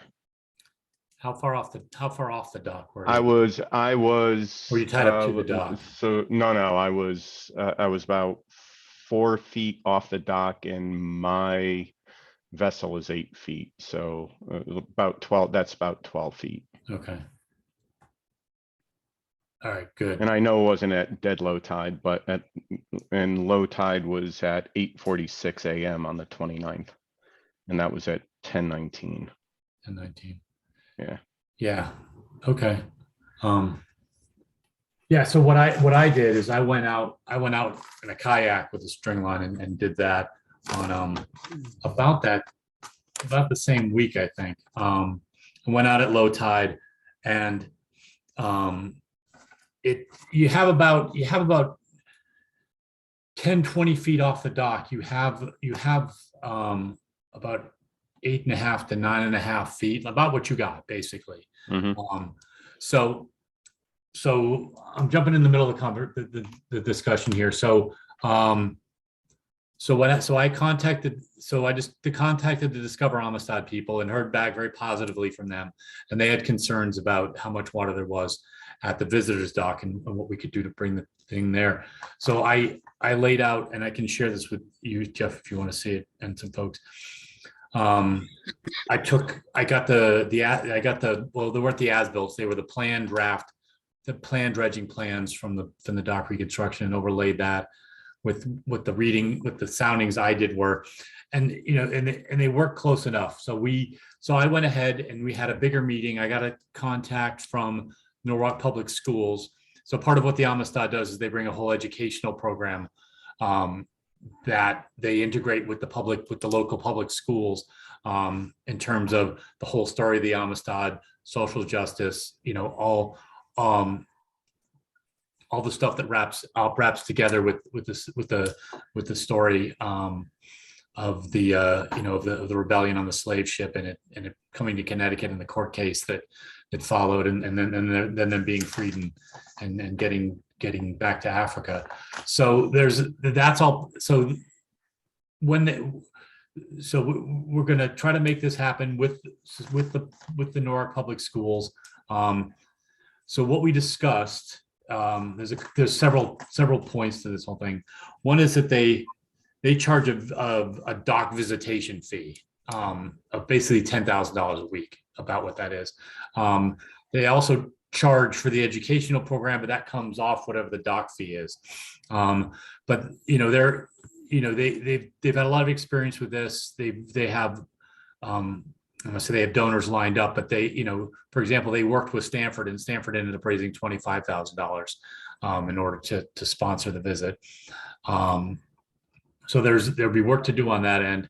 The idea in terms of the docking, the idea would be to bring a barge in and have the barge tied up to the visitors dock, and then raft the Amistad itself off of that. So it would be, sort of 20, 25 feet off of the keel would be, there'd be the width of the barge, and then there'd be the beam of the Amistad's 20 feet. So the keel's 10 feet off of that. So they were pretty confident that the navigation crew side of the Amistad was pretty confident that they could make it work. They don't need full clearance. They say, yeah, we often get in there and then we settle into the mud at low tide. And of course, we would work with Bruce as the harbor master to get, to make sure everything's coordinated in terms of the vessel placement, and have to work with the Coast Guard if there's any impacts to the if we stick out of the navigation channel at all. Well, once we've worked through the size barge and everything else, we'll work on that. We'll have to work with the Parks Department in order to be able to use the town dock. So, I think there'll have to be coordination, mayor's office, I'm sure, in terms of, and also the Parks Department about that. We looking at their calendar in terms of what they already have booked for next year. They were most open and obviously we want to do this when school is in session, because we want the whole educational aspect of it to be able to integrate with the schools. So they had a big open spot in their calendar in September. So that also works out in terms of the Oyster Festival. And what they'd said is the Oyster Festival, the Seaport Association folks have been in touch with them over the years, hoping to get the Amistad there for the Oyster Festival. So I haven't reached out to them yet. I wanted to ask the group here is who the head of the Seaport Association is. The last time I had any discussions with them, Jerry Tony was in charge. Yes. Is he still? I don't know. Yeah, I would start with Jerry Tony first. Yes. Okay. Yeah.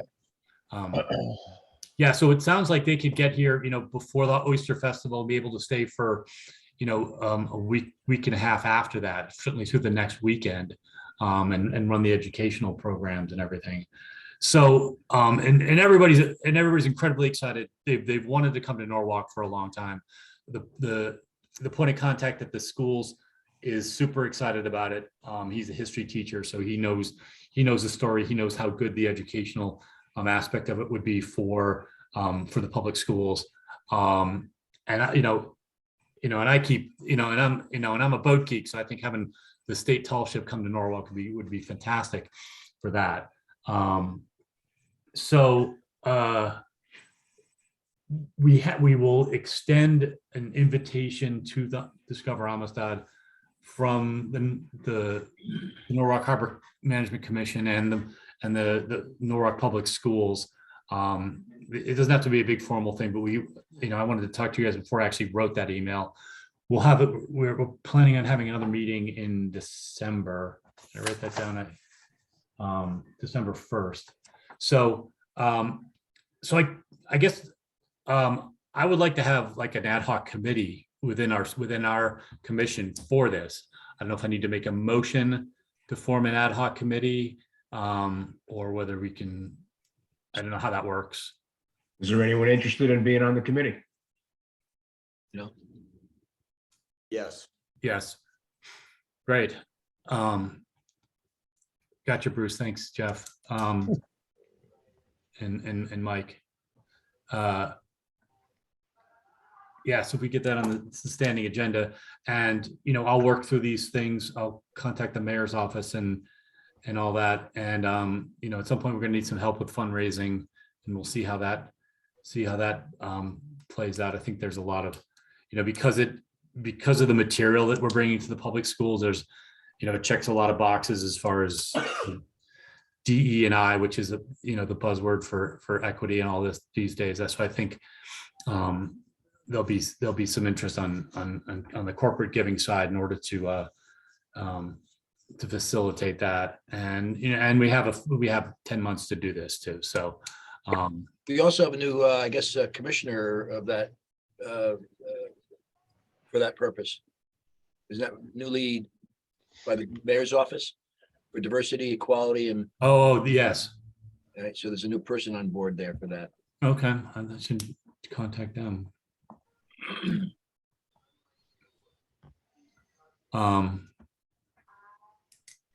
Yeah. There's something else to say about it. And in terms of the street ends, Jeff had told me that the money was supposed to be coming through the end of November, but I think it's been pushed again, or maybe it's so the grant money. What was the date on the grant money, Jeff? The bond commission is to meet, I believe, on the first week in December. I thought it was December 9th. Okay. Okay, good. To allocate the funds that have been approved. Yes. All right, so we're not gonna be able to take any action until after that with the putting an RFP out. I actually owe the working group on that a draft of an RFP, but yeah. All right. So yeah, that's it for my report. Thank you, Chris. Sounds good. Good. Approval of minutes. We have Okay, thanks, Carter. 2 months to approve. We put off September 28th, 2022 last meeting, and we have October 26th. I think we should approve them separately. Did everyone have a chance to look at the minutes? Have any questions or get your revisions completed? I think I submitted, it was a couple months ago. I think it was the ones that John submitted. But I didn't see the ones. Well, last month there were some people that hadn't seen it, and Yeah, yeah. So are we good with the? Well, I have to abstain because I was not there at that meeting. We tabled it to this month, the 28th. So is there a motion to approve the minutes of September 28th? I make the motion. We have a second. Okay, we have a motion, we have a second. All in favor? Any opposition? No. Any questions? Motion carries. The next minutes is October 26th. I'm not, I don't personally remember getting that, but I don't either. No, I I don't- didn't, I haven't gotten, Did John send those around? He's usually very good about sending. I them out. didn't see anything Yeah, myself. no, I so didn't I- see I didn't see anything myself either. All right, look, then All right, that's, so we'll just table this until next month. I usually download them and put them in a file, but Yeah, I usually find something I need to change, but okay, that's easy. I think we should find out from John Crespo whether Telesco submitted those to them. I have no idea. John usually turns those around and I sends. don't think he's here tonight. No, he's not. I can question him tomorrow. Before we adjourn, I'm just looking at the calendar for December, and I'm wondering, our next meeting would be December 28th. And I'm wondering if it would be better, up to you guys, to make it December 21st. It of course sort of falls between Christmas. It's either before Christmas or after Christmas, so whatever you want to do. I think after Christmas 28th. is probably the better, After Christmas? in my opinion. Yeah. But, you know, I could go either way. Okay. well, could we suggest the 14th? December 14th? Yeah, basically 4 weeks from today. Well, that's the day that I usually don't get home until about 6:30, 7 o'clock myself on a Wednesday. Clearly, after the 21st, everything will be finished with me as far as I'm concerned. But other than that, you know, I'd probably be late for the meeting. Yeah, same here. yeah, I have a conflict on that night. I'd like to leave it on the 28th, which is the normal meeting. If that, Yeah, that's right. It's the fourth Wednesday of the month. That's correct. yeah. So Dennis, the meeting is currently scheduled on the city calendar for the 21st. So if you guys do want to move it, let me know and I'll talk in my department. And see. I was unaware of that. Okay, I can send you, I'll obviously for the 2023 calendar, I'll send that all out to you and that'll probably be coming out in the next couple weeks. But just so you know, it's on the city calendar. I believe you can move it, but just let me know so I can get the proper notices out. Was there a reason why they made it the 21st? I think typically, and no commission meetings are really held that last week between Christmas and New Year's because a lot of people are away, is my understanding. So I think that's probably why they bumped it up to before the holidays. It's up to you guys. I have it on my calendar for the 21st, so it must have been come from the city somewhere. Because I stuck it on my calendar. Well, I'm fine for the 21st as well, so it doesn't too. really Yeah, I matter. prefer the 21st. I am too. Okay, let's do 21st. the 21st. Leave it the way it is. That's fine. We're all in favor, I think. I'm fine. I'll be probably a little about a half hour, an hour late. That's That's okay. Then our next meeting is December 21st. Same time, same place. Do I have a motion to adjourn? Before we do, we need to sort of circle back on our grant requests. Oh, okay.